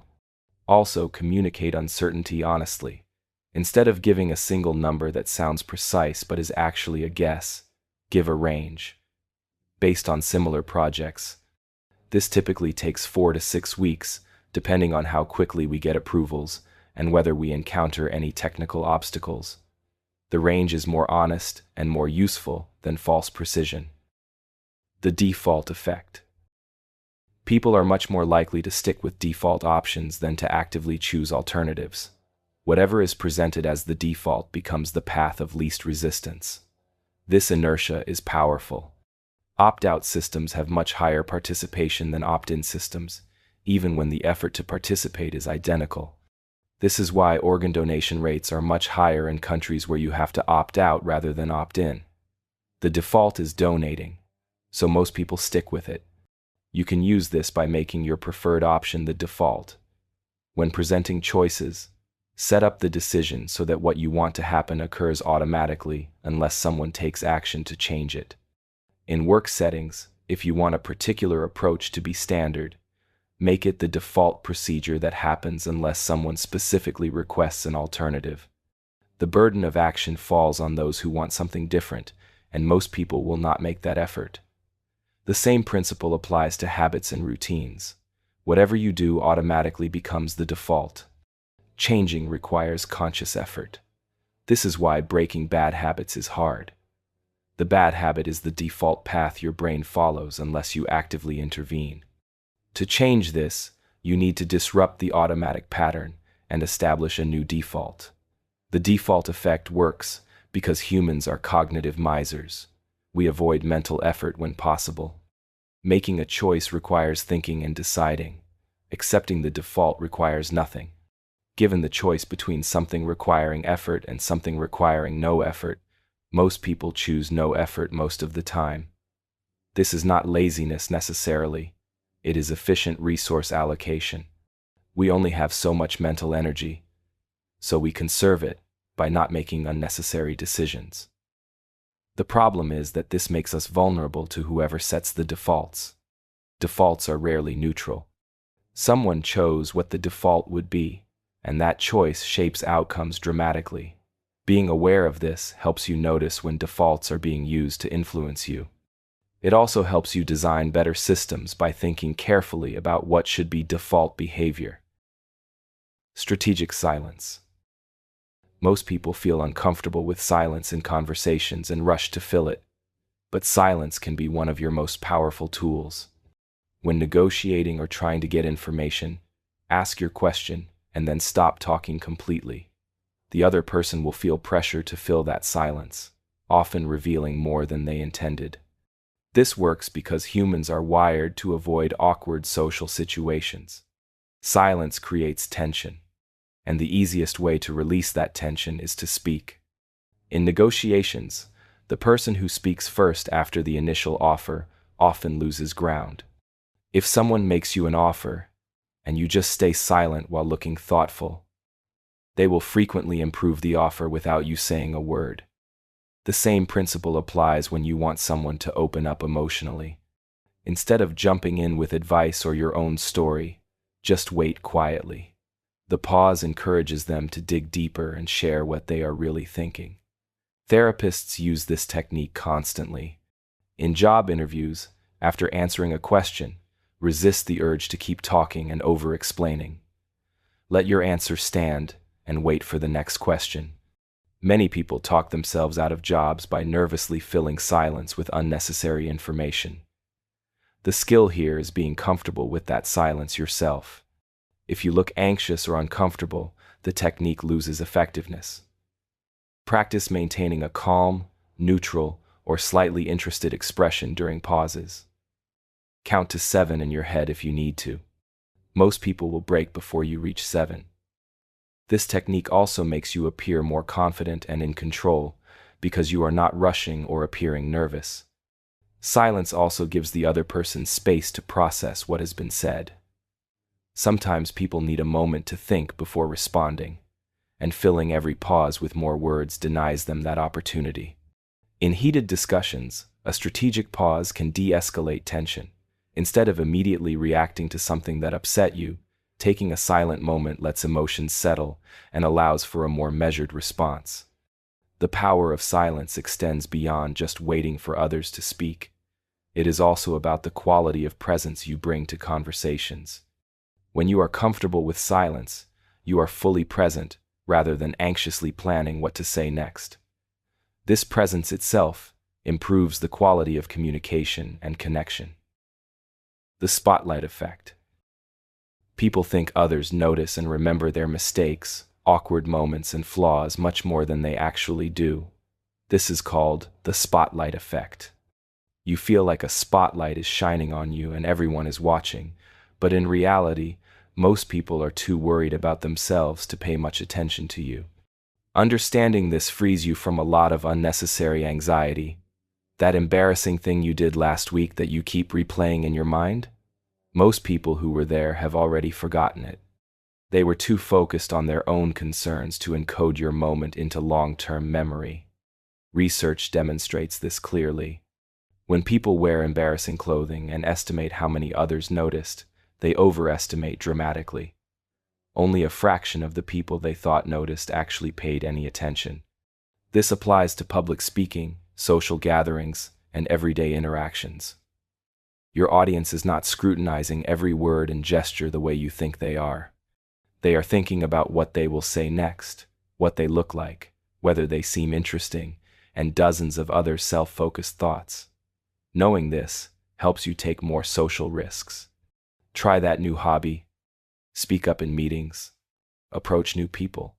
The consequences of small failures are much less than you imagine, because people simply are not paying that much attention. The flip side is that your successes also get noticed less than you hope. But that is a fair trade for the freedom that comes from realizing you are not under constant observation and judgment. The spotlight is mostly in your own head. Once you internalize this, social anxiety decreases substantially because you realize the audience you fear is largely imaginary. Most people are too busy worrying about how they appear to judge you harshly. And even when they do notice something, they forget quickly because your moment is not as significant to them as it is to you. Their lives continue with their own dramas and concerns, and your embarrassing moment is just a tiny blip in their experience. This is actually freeing rather than depressing. It means you have much more room to experiment, fail, and try again than you think. The social cost of mistakes is usually tiny because other people simply are not keeping score the way you fear they are. The halo effect in reverse. One negative trait can cast a shadow over everything else. Just as positive traits create positive assumptions, negative traits create negative assumptions that contaminate how people perceive everything else about you. A single typo in an important email can make someone question your attention to detail in other areas, even in areas unrelated to writing. Being late to one meeting can make people wonder about your reliability in general, even in matters that have nothing to do with timeliness. This reverse halo effect, sometimes called the horns effect or devil effect, is particularly dangerous because negative information tends to carry more weight than positive information. One negative trait can undermine multiple positive traits, creating a general negative impression that's hard to overcome. You can use this knowledge defensively by being extra careful about first impressions and early interactions. Make sure your weakest areas don't undermine your strongest ones. If you're not naturally organized, invest extra effort in appearing organized during important interactions. Use tools, checklists, and systems to compensate. If you're not naturally articulate in writing, have someone review important emails before sending them. The goal isn't to be perfect, nobody is. The goal is to ensure that minor weaknesses don't create disproportionate negative impressions that overshadow your real capabilities. If you're brilliant at strategy but terrible at small talk, don't let your awkwardness in social situations prevent people from seeing your strategic value. Be especially vigilant about the most visible aspects of your work. A typo in a casual internal email is one thing. A typo in a client-facing proposal is another. The client-facing proposal gets weighted more heavily in forming impressions, so it deserves extra care. The areas where you're most visible should get the most attention to detail. Also be aware of which negative traits carry the most weight in your particular context. In some environments, appearing disorganized is forgivable, but appearing uncertain is fatal. In others, the reverse is true. Understand what matters most in your specific situation, and make sure you avoid creating negative impressions in those critical areas. When you notice others being judged harshly based on one negative trait, consider whether that judgment is fair. Is that single weakness actually predictive of performance in other areas? Or is the horns effect causing people to overgeneralize from one data point? Sometimes the fair thing is to help others see that one weakness doesn't define a person's entire capabilities. The horns effect is powerful and often unfair, but it's real.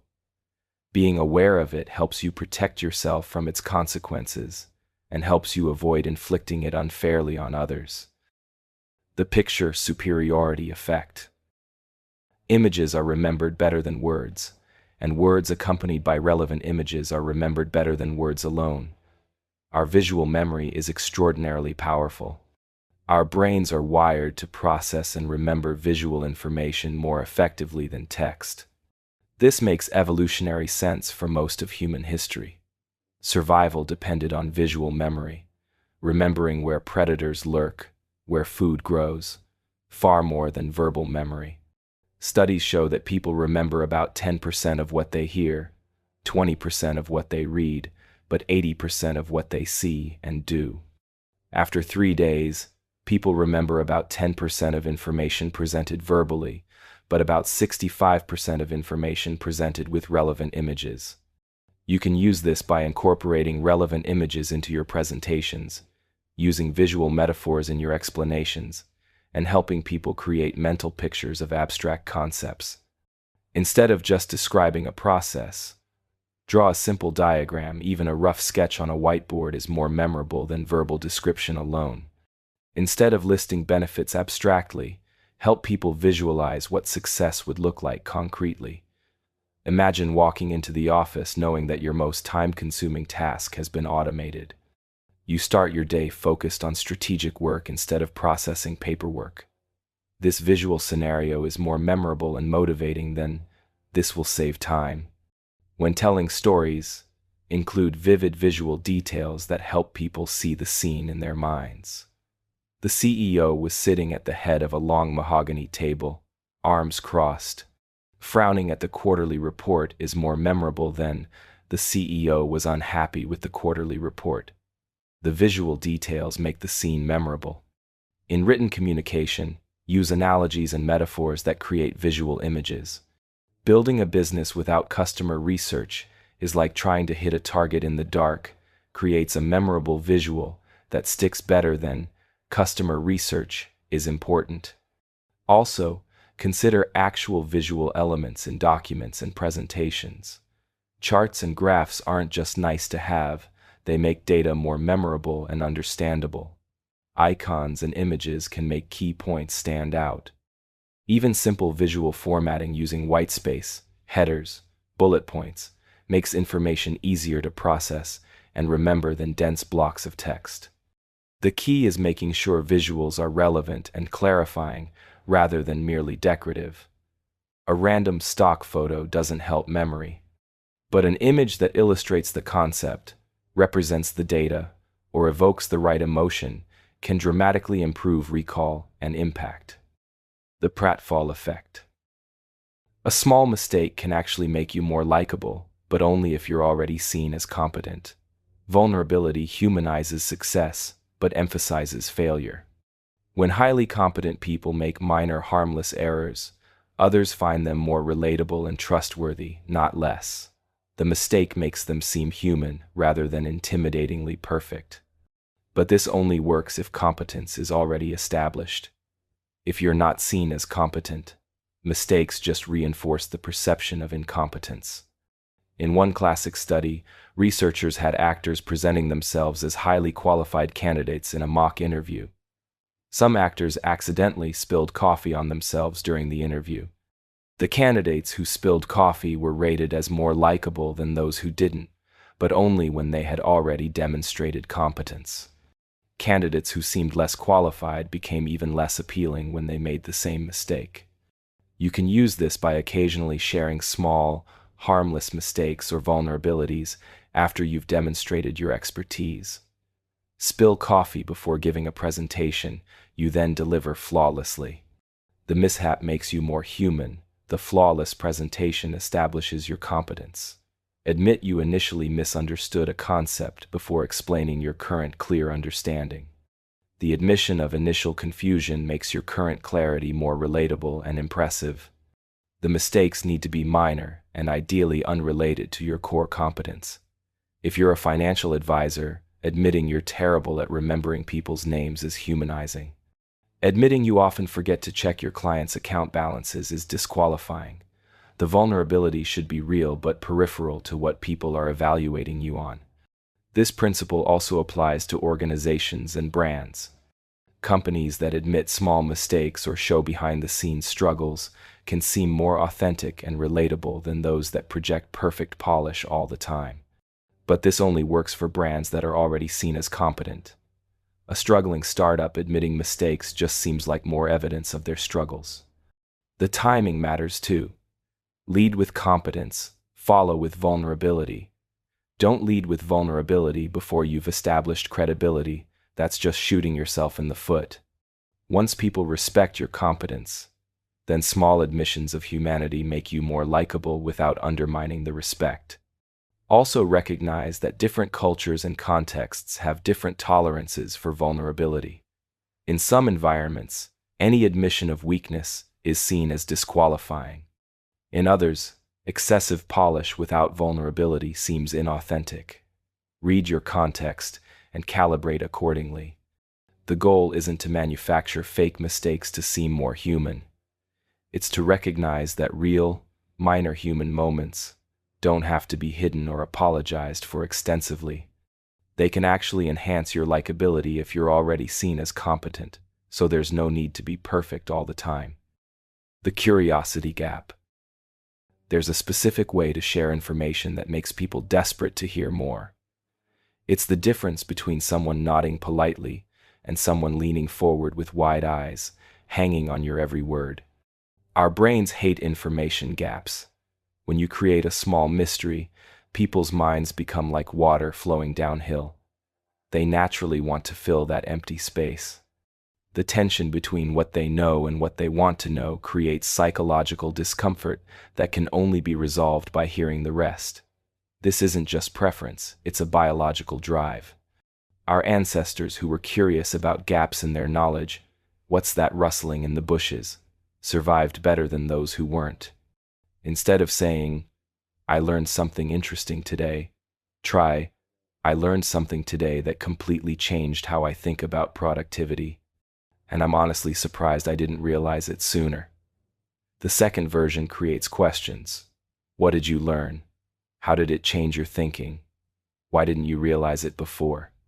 The listener's brain automatically starts generating these questions, and each question intensifies their desire to hear your answer. Instead of, I have good news, try, I have news that's going to make your day so much better, but first I need to tell you about what almost went wrong. Now they're hooked. What's the good news? What almost went wrong? How did it turn around? You've created multiple curiosity gaps, and each one pulls the listener deeper into engagement. The gap between what they know and what they want to know creates psychological tension that demands resolution. But there's an art to this. Make the gap too wide, and people might not care enough to ask, or might feel like you're playing games with them. If you say, I learned something that will change everything forever, it's so vague and grandiose that it might generate skepticism rather than curiosity. Make the gap too narrow, and there's no tension. If you say, I learned something about productivity, that's not specific enough to create real curiosity. The sweet spot is giving enough information to spark genuine interest while withholding the most interesting detail. You want to create a specific question in their mind that they feel compelled to have answered. This works in presentations, conversations, emails, even subject lines. Meeting tomorrow at 2 p.m. versus tomorrow's meeting includes a surprise that affects everyone's project timeline. The second creates curiosity while still being professional. Wanted to share an update versus discovered something about the client that explains everything. One is forgettable, the other creates an itch that demands to be scratched. The goal isn't manipulation, it's engagement. You're not withholding information to be difficult. You're structuring information to maximize attention and retention. When people are curious, they listen more carefully, remember more clearly, and engage more actively. You're helping them receive your message in the most effective way possible. The testing effect. Retrieving information from memory strengthens it more than just reviewing it. Active recall is a more powerful learning tool than passive rereading.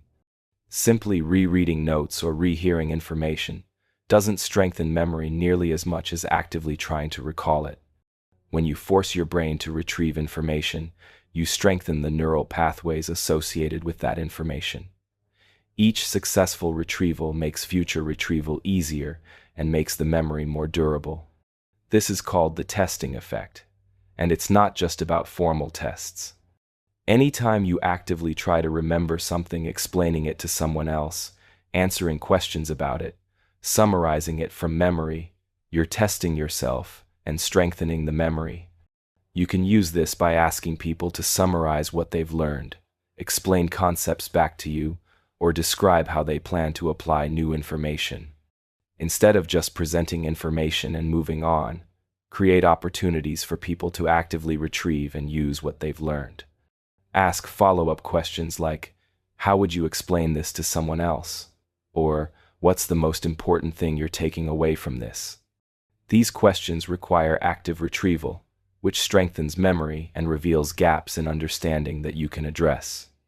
In teaching contexts, don't just lecture continuously. Pause regularly to ask questions that require recall and application. We just discussed 3 principles. Can someone remind us what they were? This active retrieval helps everyone remember better than simply moving on to the next topic. In persuasion and influence, ask people to articulate back to you what they've understood. So what's your understanding of how this would work? This not only strengthens their memory of your message, but also reveals any misunderstandings you need to correct and gives them a chance to verbally commit to understanding, which increases buy-in. The key is making the retrieval challenging enough to require effort, but not so difficult that people fail repeatedly. Success is important. Failed retrieval attempts don't strengthen memory the same way successful retrieval does.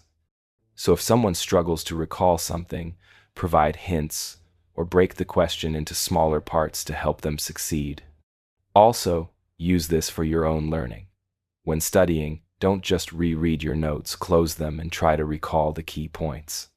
When learning a skill, don't just watch demonstrations repeatedly, practice it yourself and retrieve the steps from memory. Active recall is effortful and sometimes frustrating, but it's much more effective than passive review. The fundamental attribution error. We judge others by their actions, but ourselves by our intentions. When someone makes a mistake, we think it reveals their character. When we make a mistake, we know it was due to circumstances. When someone is late, we think they're disorganized or inconsiderate. When we're late, it's because of traffic, or an unexpected phone call, or circumstances beyond our control. When someone delivers poor work, we think they're incompetent or lazy. When we deliver poor work, we know it's because we didn't have enough time, or the instructions were unclear, or we were dealing with other priorities. This asymmetry in how we interpret behavior affects every relationship and interaction. It leads to unfair judgments, conflict that could be avoided, and missed opportunities for understanding and collaboration. You can use this knowledge by giving others the benefit of the doubt, which makes them more likely to do the same for you. When someone makes a mistake, consider the situational factors that might have contributed. Were they given adequate resources, clear instructions, enough time, support from others? A fair assessment considers both the person and their circumstances. When giving feedback, focus more on changing the situation than changing the person. I noticed you missed the deadline. Let's talk about what got in the way and how we can set you up for success next time. This approach is more productive than you're unreliable because it addresses the actual problem while maintaining the remention. Relationship. This doesn't mean excusing poor performance or accepting repeated failures. It means starting with the assumption that people generally want to do good work, and when they don't, there's often a situational explanation worth exploring. Sometimes the explanation reveals problems you need to address: inadequate training, unclear expectations, insufficient resources. Also apply this lens to your own behavior. When you fail to meet a goal, resist the temptation to blame circumstances entirely. Yes, circumstances matter, but also consider, could you have prepared better? Communicated earlier when problems arose? Made different choices? Balanced self-compassion with self-accountability. This approach makes you easier to work with and more influential. People feel understood rather than judged when you consider their circumstances. They're more open to feedback because it feels fair and constructive, rather than like a character attack. And they're more likely to extend you the same understanding when you face challenges. The goal is balanced attribution, recognizing that behavior results from both personal factors and situational factors, for both yourself and others. This leads to more accurate judgments, more effective solutions, and better relationships. The sunk-cost fallacy. People continue investing in losing propositions because they don't want to waste what they've already invested. Past investment shouldn't affect future decisions, but it powerfully does. This is why people stay in bad relationships longer. If they've been together for years, they think, I've already invested 5 years. I can't quit now. It's why companies continue funding failing projects because we've already spent $2 million. We can't abandon it now. The logic is flawed. The money or time is already gone regardless of what you do next. Future decisions should be based on future costs and benefits, not past investments. But sunk costs feel different psychologically. Walking away feels like admitting failure, like confirming that the previous investment was wasted. Continuing feels like there's still a chance to justify the investment, to turn past costs into eventual success. We hate admitting that resources we've committed are truly gone. While you should be careful not to exploit this bias unfairly, you can use it positively by helping people recognize their existing investments when they're considering giving up on something worthwhile. When someone is contemplating abandoning a goal that's actually valuable, remind them of the progress they've already made. You've already completed half the program and built momentum. The hardest part is behind you. Quitting now would mean all that effort goes unused. When people are hesitating to commit to something valuable, help them see what they've already invested in related areas. You've already spent years building your skills in this field. This certification would leverage all that existing knowledge rather than starting from scratch in something new. The existing investment makes the additional investment feel more worthwhile, but also help people recognize when this bias is working against them. Sometimes the wisest choice is to cut losses and start fresh, regardless of past investments. If a project is genuinely failing, if a relationship is truly unhealthy, if a strategy isn't working, then past investment shouldn't trap you into continuing. Help people ask the right question. If I were starting fresh today, with no past investment, would I choose to begin this course of action? If the answer is no, then past investment shouldn't compel them to continue. The money, time, or effort that's already gone should be seen as the cost of learning what doesn't work, not as a reason to throw more resources after it. When advising others, help them distinguish between situations where recognizing past investment motivates beneficial persistence versus situations where it's trapping them in failing courses of action. Persistence is valuable when the fundamentals are sound and you're just working through normal challenges. Persistence becomes destructive when the fundamentals are flawed and you're just accumulating more sunk costs. The IKEA Effect. People value things more when they have put effort into creating them. This is called the IKEA Effect, after the furniture that requires assembly. The effort of assembly creates attachment and perceived value beyond what the same item would have if it came pre-assembled. You can use this by involving people in creating or shaping what you are offering. When people contribute to developing an idea, they become invested in its success. Their effort creates ownership. In work settings, asking for input and incorporating feedback makes people feel like the final product is partly theirs, which increases their support for it. The key is that the effort needs to be successful. If someone tries to build something and fails, they do not develop attachment. The effort must result in completion for the effect to work. This is why projects with clear progress milestones are more engaging. Each completed milestone creates a small IKEA effect. You can also use this when selling. Letting customers customize or personalize products increases perceived value. The effort of customization, even if minor, creates attachment. The same product feels more valuable when you chose the color, added your initials, or configured it yourself. The effect works for ideas too. When people help develop an idea through discussion and contribution, they become advocates for it. The idea becomes partially theirs through their creative effort. This is far more powerful than presenting a complete idea and asking people to accept it. Understanding this helps you get more value from your own efforts too. Projects you build yourself feel more valuable than identical things you buy. This is not irrational. The skill development and sense of agency from building have real value beyond the end product. The effect can backfire, though. If you invest enormous effort into something that does not work out, the attachment created by effort makes it harder to abandon. You become irrationally committed to something because you built it, even when it would be better to move on. Recognizing when IKEA Effect attachment is clouding your judgment about whether to continue something is a valuable skill. The pattern interrupt. When someone is in a negative emotional state or locked into a particular mindset, unexpected behavior can snap them out of it. This is called a pattern interrupt. If someone is angry and you respond with gentle humor instead of defensiveness, it disrupts their emotional momentum.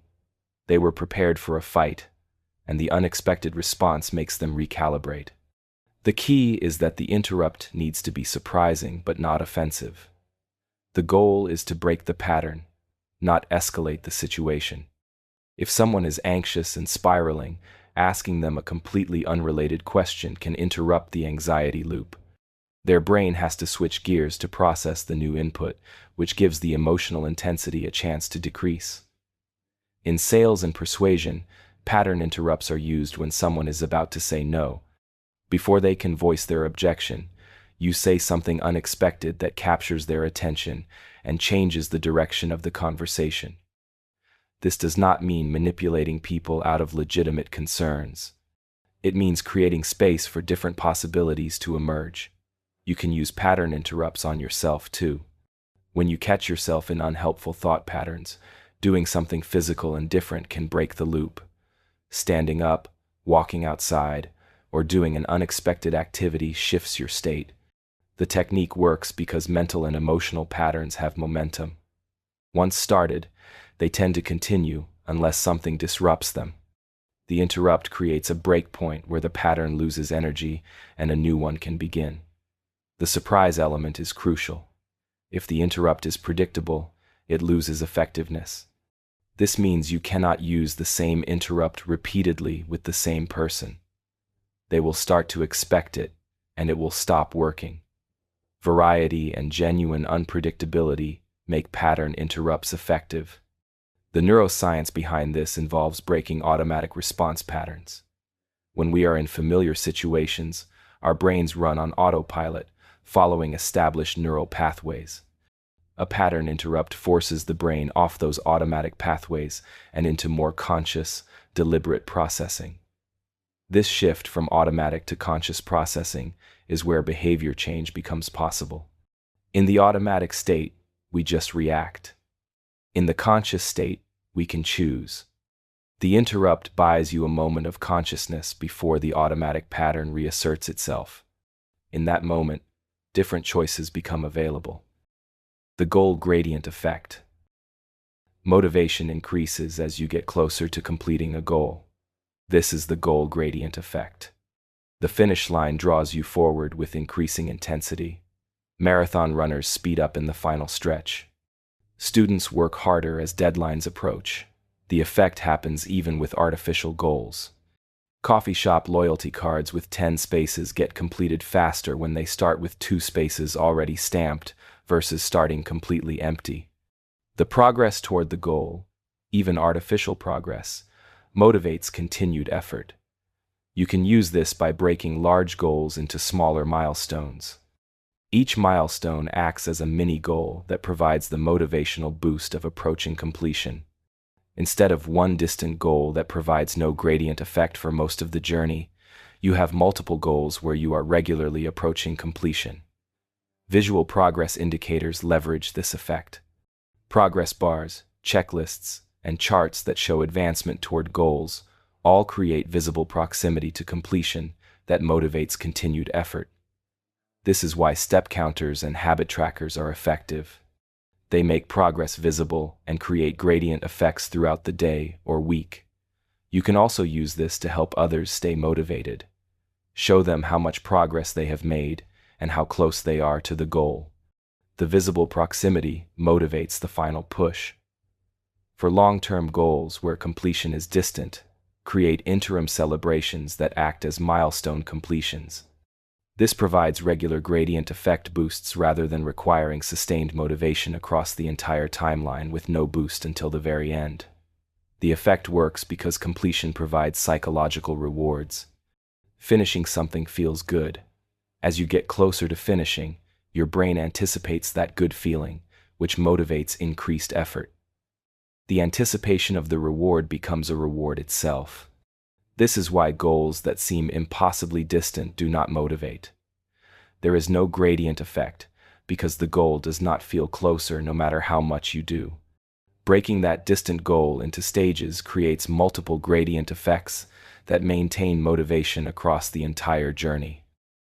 The broken windows theory. Small signs of disorder encourage more disorder. This is the broken windows theory. One broken window that goes unfixed signals that no one cares, which leads to more broken windows and escalating disorder. The same principle applies beyond physical environments.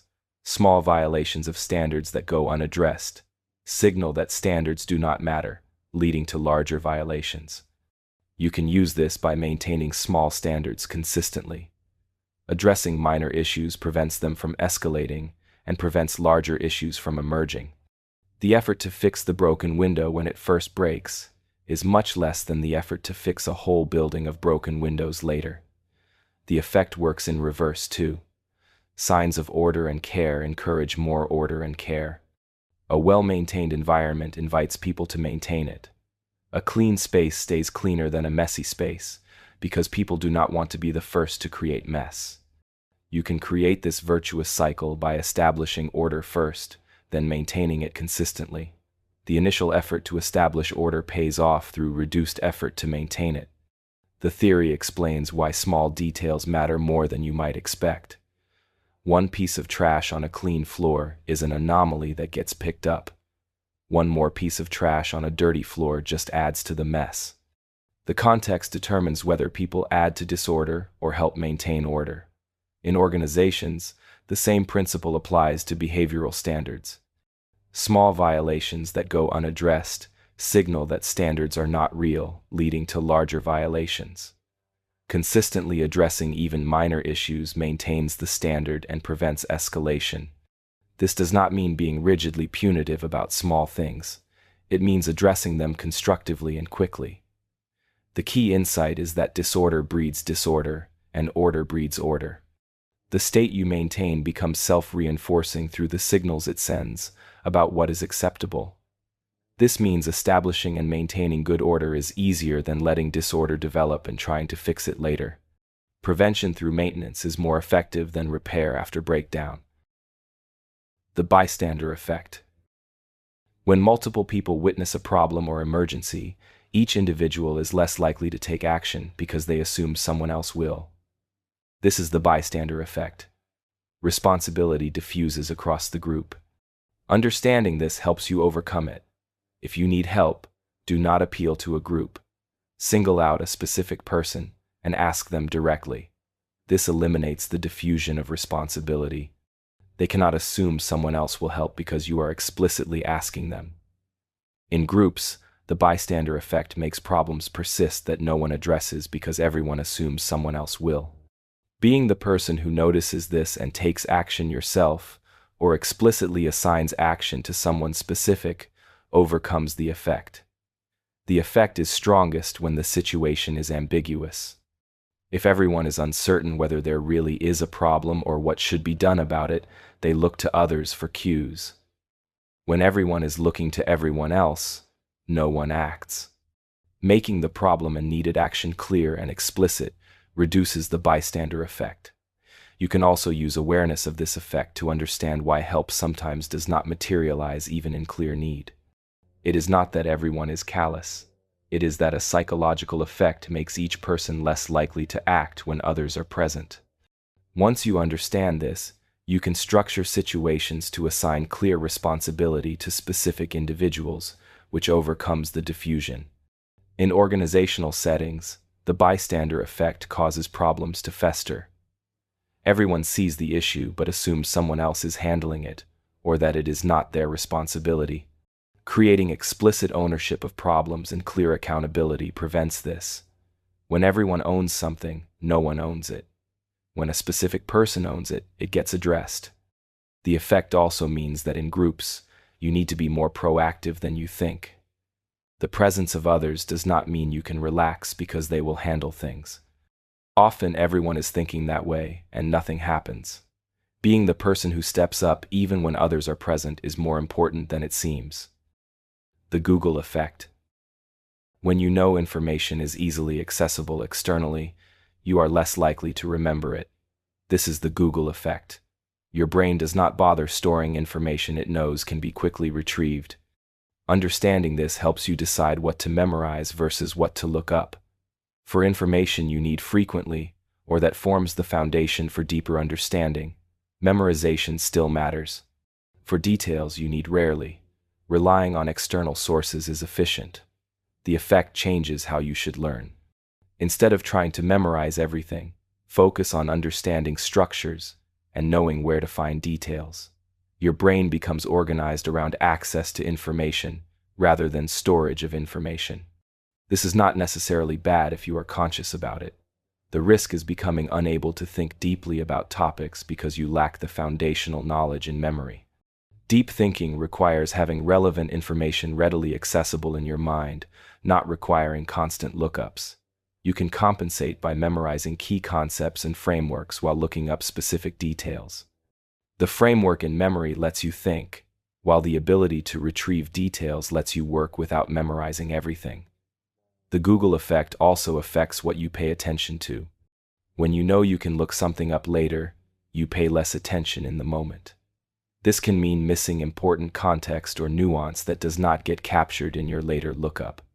Being intentional about what you memorize and what you externalize helps you get the benefits of external memory without losing the benefits of internal memory. The effect is accelerating as external information becomes more accessible. Smartphones mean you carry access to nearly all information constantly. This shifts human cognition toward different skills. Being good at finding and evaluating information becomes more important. Having information memorized becomes less important, except for core knowledge that enables thinking. Understanding this trend helps you develop relevant skills for a world where information access is ubiquitous, but judgment and synthesis are still human skills. The curse of knowledge. Once you know something, it becomes hard to remember what it was like not to know it. This is the curse of knowledge. You cannot easily put yourself back in the mindset of someone learning the topic for the first time. This creates communication problems. You skip steps that seem obvious to you but are not obvious to others. You use jargon without defining it because it feels natural to you. You get frustrated when others do not understand things that seem simple to you. Understanding this curse helps you communicate more effectively. When explaining something, consciously think about what the other person does not know yet. Define terms, explain steps that feel obvious, provide context. What feels like over-explaining to you is often just right for someone less familiar with the topic. The curse affects teaching, management, writing, and any situation where you need to explain something you know well. The better you know something, the worse you tend to be at explaining it to beginners unless you consciously compensate for the curse. You can reduce the curse by testing your explanations on people unfamiliar with the topic. Their questions reveal what you are assuming or skipping. You can also try to remember your own experience learning the topic. What confused you at first? What breakthroughs made things click? Those memories help you meet learners where they are.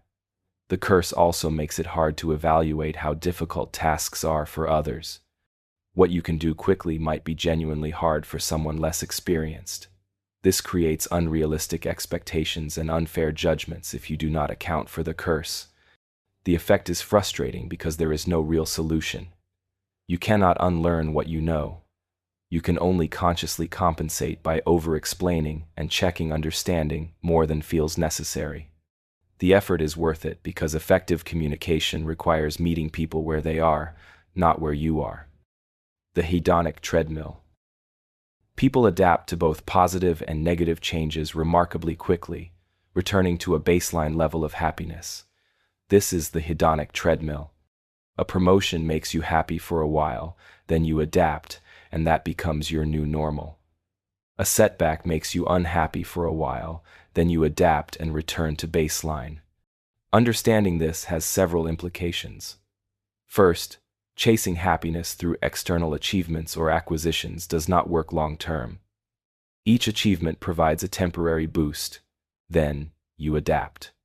This does not mean achievement is pointless, but it means seeking lasting happiness through achievement alone is futile.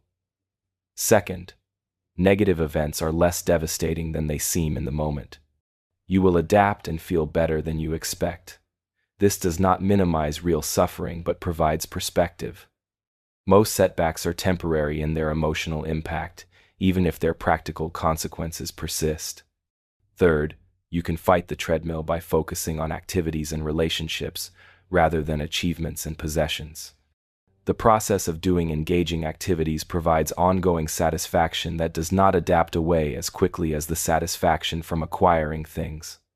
Relationships also resist adaptation better than material circumstances.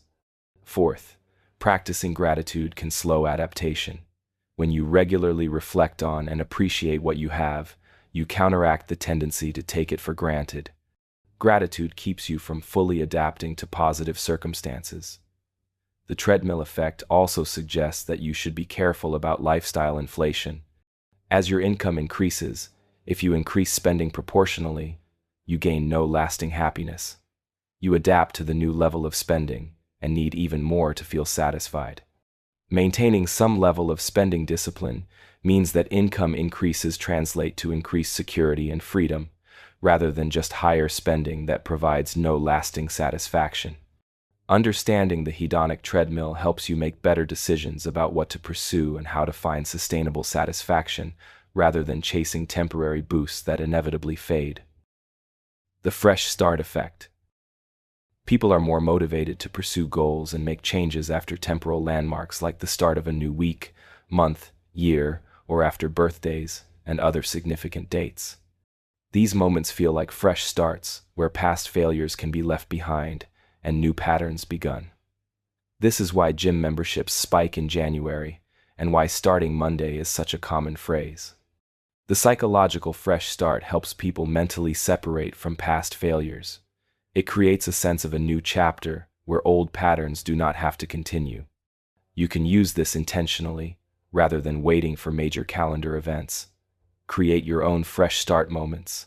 Completing a project can mark a transition point. Moving to a new location, starting a new role, or even just changing your environment can trigger the fresh start effect. When you want to build a new habit or break an old one, time it with one of these natural transition points. The momentum is stronger than trying to change mid-flow. People also hold themselves more accountable to goals set at fresh start moments. A resolution made on January 1st feels more binding than a goal set on a random Wednesday in March.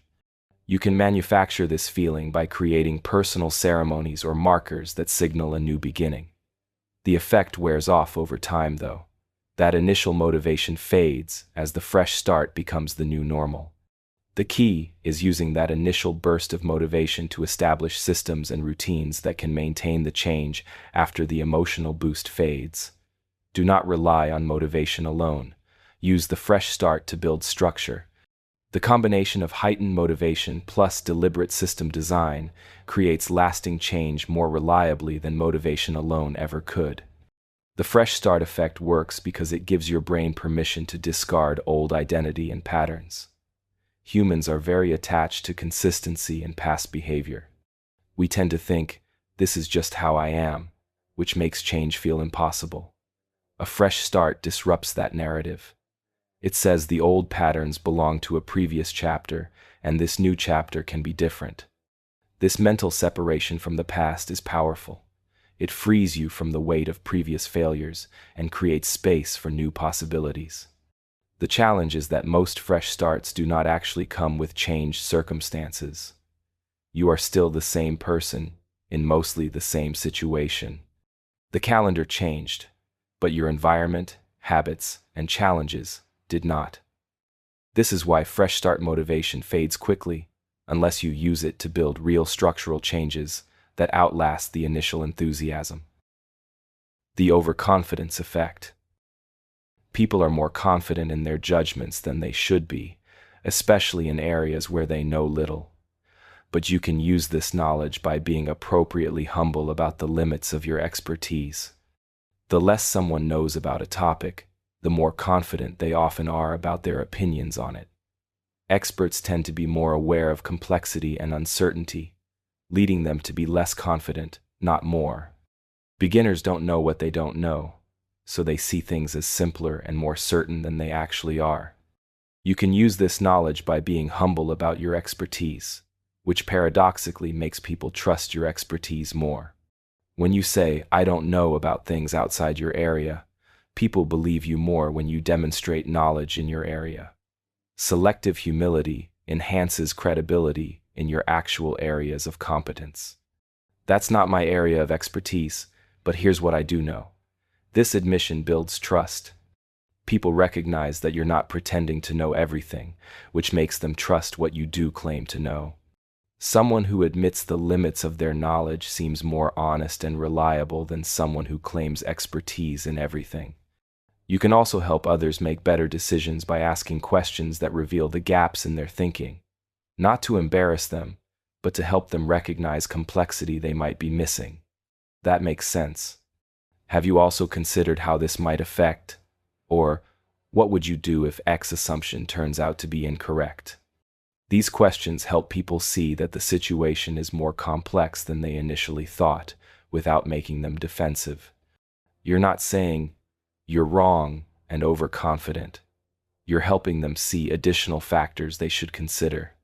When people are overconfident about predictions or plans, help them think probabilistically. What's the best case scenario?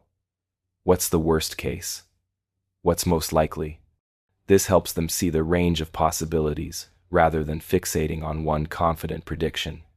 Also, monitor your own confidence levels. Are there areas where you might be overconfident because you don't know enough to recognize the complexity? Seek out people who know more than you and listen to their doubts and uncertainties. Those doubts often reflect real complexity that overconfident beginners miss. The goal isn't to lack confidence entirely. Appropriate confidence is valuable. It's to calibrate your confidence to your actual knowledge, expressing uncertainty where uncertainty exists, and confidence where you genuinely have strong knowledge and evidence. The Availability Cascade. Ideas become more believable simply because we hear them more often. Repetition breeds familiarity, and familiarity breeds perceived truth. Repeated exposure to an idea makes it seem more true, regardless of actual evidence. This is partly the mere exposure effect, way like familiar things, and partly about information cascades. As more people repeat an idea, it gains social proof, which makes even more people repeat it, creating a self-reinforcing cycle. You can use this by consistently reinforcing your key messages over time. Don't just say something once. Find different ways to communicate the same core ideas across multiple interactions and contexts. If you believe a certain approach works best, mention it in different contexts, reference it in various conversations, and share examples that support it. But there's an art to this. You need variation in how you express the core idea. Say the same thing in different ways rather than repeating identical phrases, which can sound robotic and lose impact. Starting with small changes builds momentum, might become, Initial small wins create confidence for bigger changes, or beginning modestly allows you to learn and adjust before major commitments. The underlying message is consistent, but the expression varies enough to feel fresh rather than repetitious. This variation prevents people from tuning out while still reinforcing the core idea through repeated exposure. But be very careful, this effect works for false ideas too. Just because something sounds familiar doesn't make it true. Repeated exposure to misinformation can make it seem more credible over time, even to people who initially knew it was false. Use this principle to reinforce genuinely good ideas and important truths, not to spread false information or manipulate beliefs.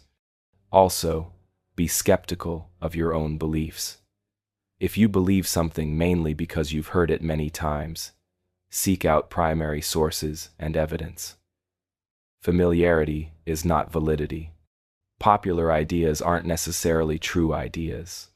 The availability cascade can create consensus around false beliefs just as easily as around true ones. When you're trying to change beliefs that are supported by availability cascades, recognize that you're fighting against the power of repetition and familiarity. One exposure to correct information rarely overcomes many exposures to incorrect information. You may need to repeat correct information multiple times, in multiple ways, before it can compete with the familiar falsehood. The illusory truth effect. Repetition breeds belief, even when we know better. When people hear the same statement multiple times, they rate it as more true than statements they've heard only once. This is closely related to the availability cascade, but more specific and even more powerful. When people hear the same statement multiple times, they rate it as more true than statements they've heard only once, even when they know the source isn't credible, and even when they initially knew the statement was false. In one study, participants were shown statements like, "The Atlantic Ocean is the largest ocean on Earth. False, the Pacific is larger." Later, they saw the same statements mixed with new ones and rated their truth. Statements they'd seen before, even the false ones, were rated as more true than new statements. Repetition created a feeling of truth that overrode actual knowledge. Politicians and advertisers have long understood this power. They repeat key messages constantly, knowing that repetition itself increases belief regardless of whether the message is actually true. This is why political campaigns hammer the same talking points in every appearance, every ad, every speech. You can use this ethically by repeating important truths that people need to internalize. If you want someone to remember and believe a key principle, don't just mention it once in a training session. Reference it again in follow-up emails. Bring it up in relevant conversations. Cite it when giving examples. Each repetition increases the feeling that it's true and important.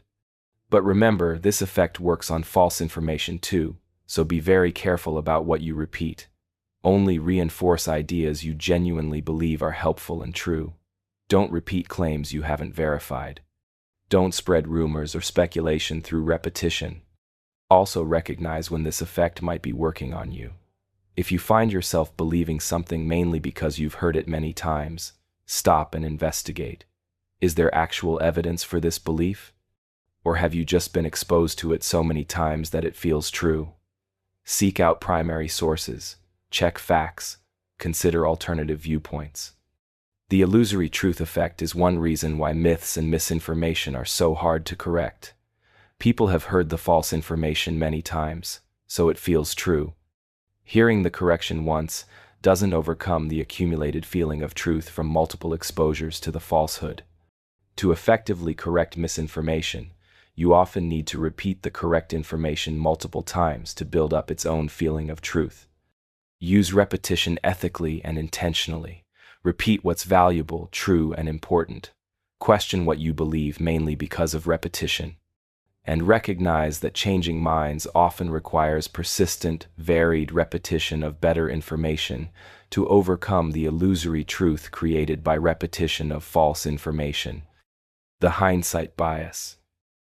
After something happens, people believe they knew it all along. This makes them overconfident in their ability to predict outcomes and less appreciative of good advice. Once we know how something turned out, we reconstruct our memories to believe we predicted that outcome. If a stock rises, we remember thinking it would rise, even if we were uncertain.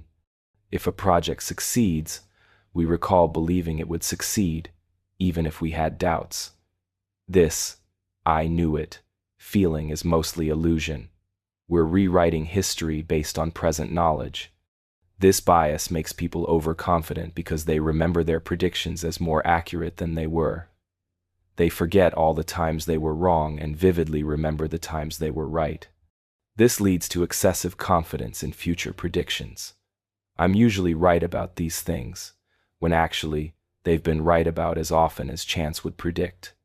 But you can use hindsight bias positively by helping people recognize patterns after successful outcomes. When someone achieves a goal using your advice, help them see the wisdom of the approach they took. Remember when we discussed how starting small would build momentum? That's exactly what happened. Your initial small wins led to bigger confidence and bigger results. When a project succeeds, review the key decisions that made it work. The decision to involve the team early in planning turned out to be crucial. Their buy-in made implementation smooth. This isn't just patting yourselves on the back, it's helping people internalize successful strategies so they can use them again. The key is timing. Wait until after positive outcomes to reinforce the good decisions that led to them. In the moment, people might be uncertain or anxious. But after success, you can help them see that success was the result of smart choices, not just luck. This builds confidence and helps them recognize similar opportunities in the future. However, also guard against hindsight bias in evaluating decisions. Just because something worked out doesn't mean it was a good decision at the time with the information available. And just because something failed doesn't mean it was a bad decision. Sometimes good decisions lead to bad outcomes due to factors beyond control.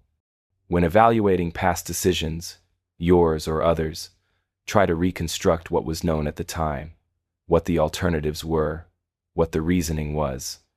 Judge the decision-making process, not just the outcome. This prevents you from punishing good decisions that got unlucky or rewarding bad decisions that got lucky. The peak shift effect. After experiencing extremes, normal stimuli feel more intense in the opposite direction. This goes beyond simple contrast. The experience of an extreme recalibrates your baseline. After being in the cold, room temperature feels warm. After intense stress, normal life feels peaceful. You can use this by strategically exposing yourself to controlled extremes. After doing something very difficult, regular challenges feel easier. Athletes train beyond competition intensity so that competition feels manageable. If you practice public speaking with a timer running at double speed, speaking at normal pace feels easy. The extreme training shifts your perception of what is normal or difficult. You can also use this in negotiations or persuasion. If you can shift someone's reference point by exposing them to an extreme option or situation, their evaluation of normal options changes. After considering a very expensive option, moderate prices seem reasonable. After hearing an extreme position, moderate positions seem more acceptable. The key is that the extreme experience needs to be real, not hypothetical. Actually experiencing something extreme has the recalibration effect. Just imagining it or hearing about it has much less impact.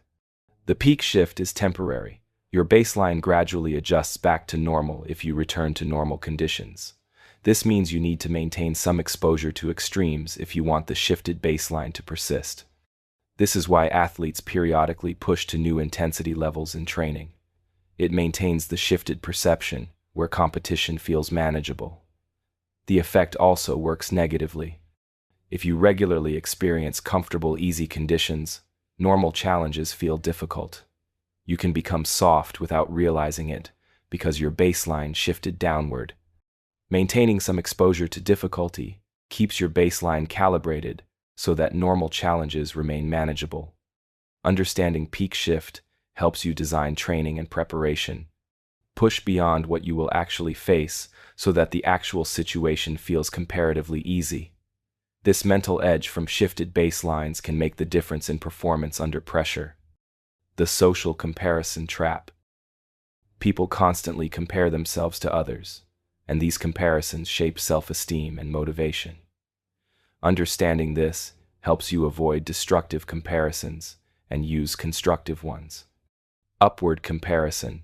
Comparing yourself to someone better off can be motivating if the gap seems bridgeable and you use them as a model.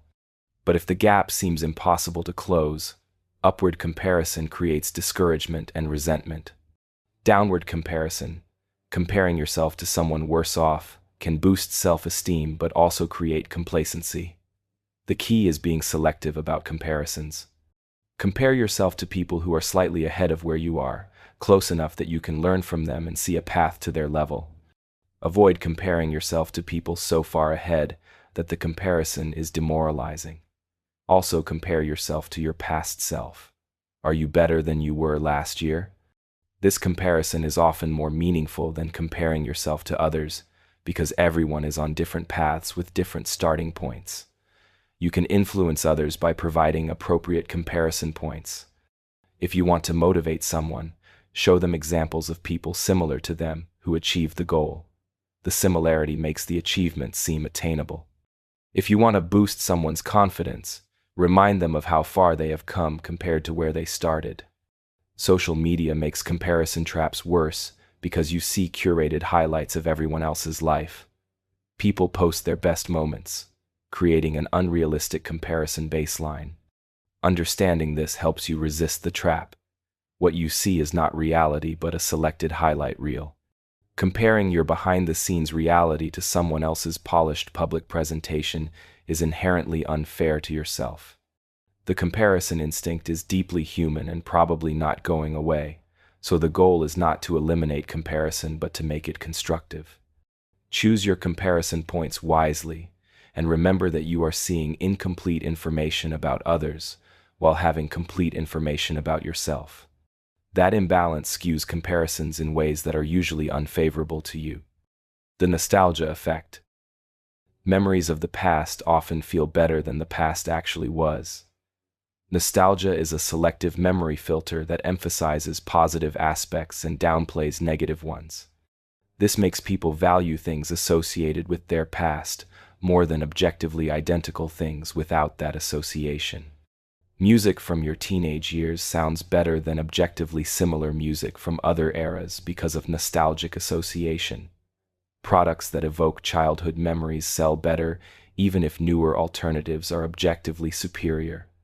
You can tap into nostalgia by connecting what you offer to positive memories.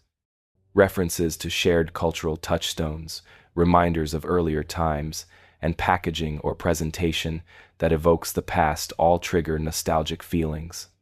Those feelings then get associated with your product or message.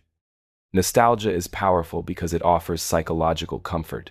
The past is fixed and known, which feels safe compared to an uncertain future. In times of change or stress, nostalgic appeal increases. People seek the comfort of familiar things from simpler times. The effect is not just about age. Even recent experiences become tinged with nostalgia quickly. People feel nostalgic for college within a year of graduating.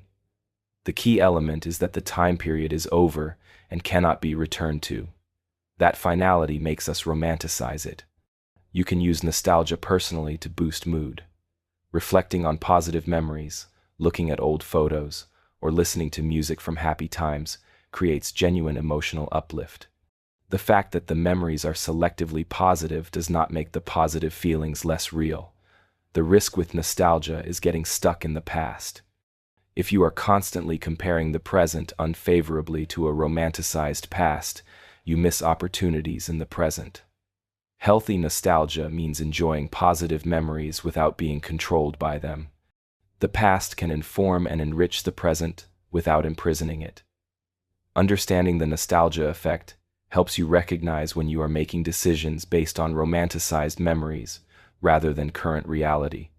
It also helps you connect with others by acknowledging shared experiences and memories that create emotional bonds. The deadline effect. Tasks expand to fill the time available for them. This is Parkinson's law, and you can use it to your advantage. When you set a shorter deadline for yourself or others, the work gets done faster without necessarily losing quality. The sense of urgency focuses attention and eliminates time-wasting behaviors. Open-ended timelines lead to procrastination and overthinking. Everything feels less urgent, so other priorities take over. Creating artificial deadlines, even when there is no external pressure, forces you to prioritize and execute. When delegating tasks, always include a specific deadline. Saying "whenever you get a chance" almost guarantees it will not happen soon. Saying "by Thursday afternoon" creates accountability and urgency. The deadline needs to be reasonable but tight. Too much buffer time invites delay. When working on your own projects, break them into smaller pieces with individual deadlines, rather than one distant final deadline. This prevents the project from feeling overwhelming and creates regular moments of completion that maintain momentum. Deadlines also force decision-making. When you have limited time, you cannot endlessly research and debate options. You have to commit to a direction and move forward. This is often better than the analysis paralysis that comes with unlimited time. People respect deadlines more when consequences are clear.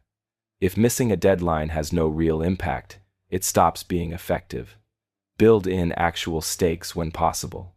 This might mean scheduling something immediately after that depends on finishing the current task. External accountability makes deadlines more powerful. Telling others about your deadline creates social pressure to follow through. The fear of looking irresponsible to others is often stronger than internal motivation alone. The psychological mechanism behind deadline effectiveness is related to how our brains process time. Distant deadlines feel abstract and unreal. Our future self seems like a different person, so we leave problems for that future person to handle.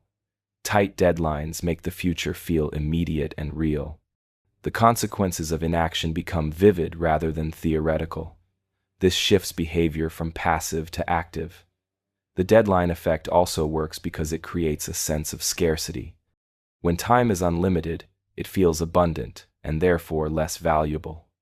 When time is scarce, each hour becomes precious and gets used more intentionally.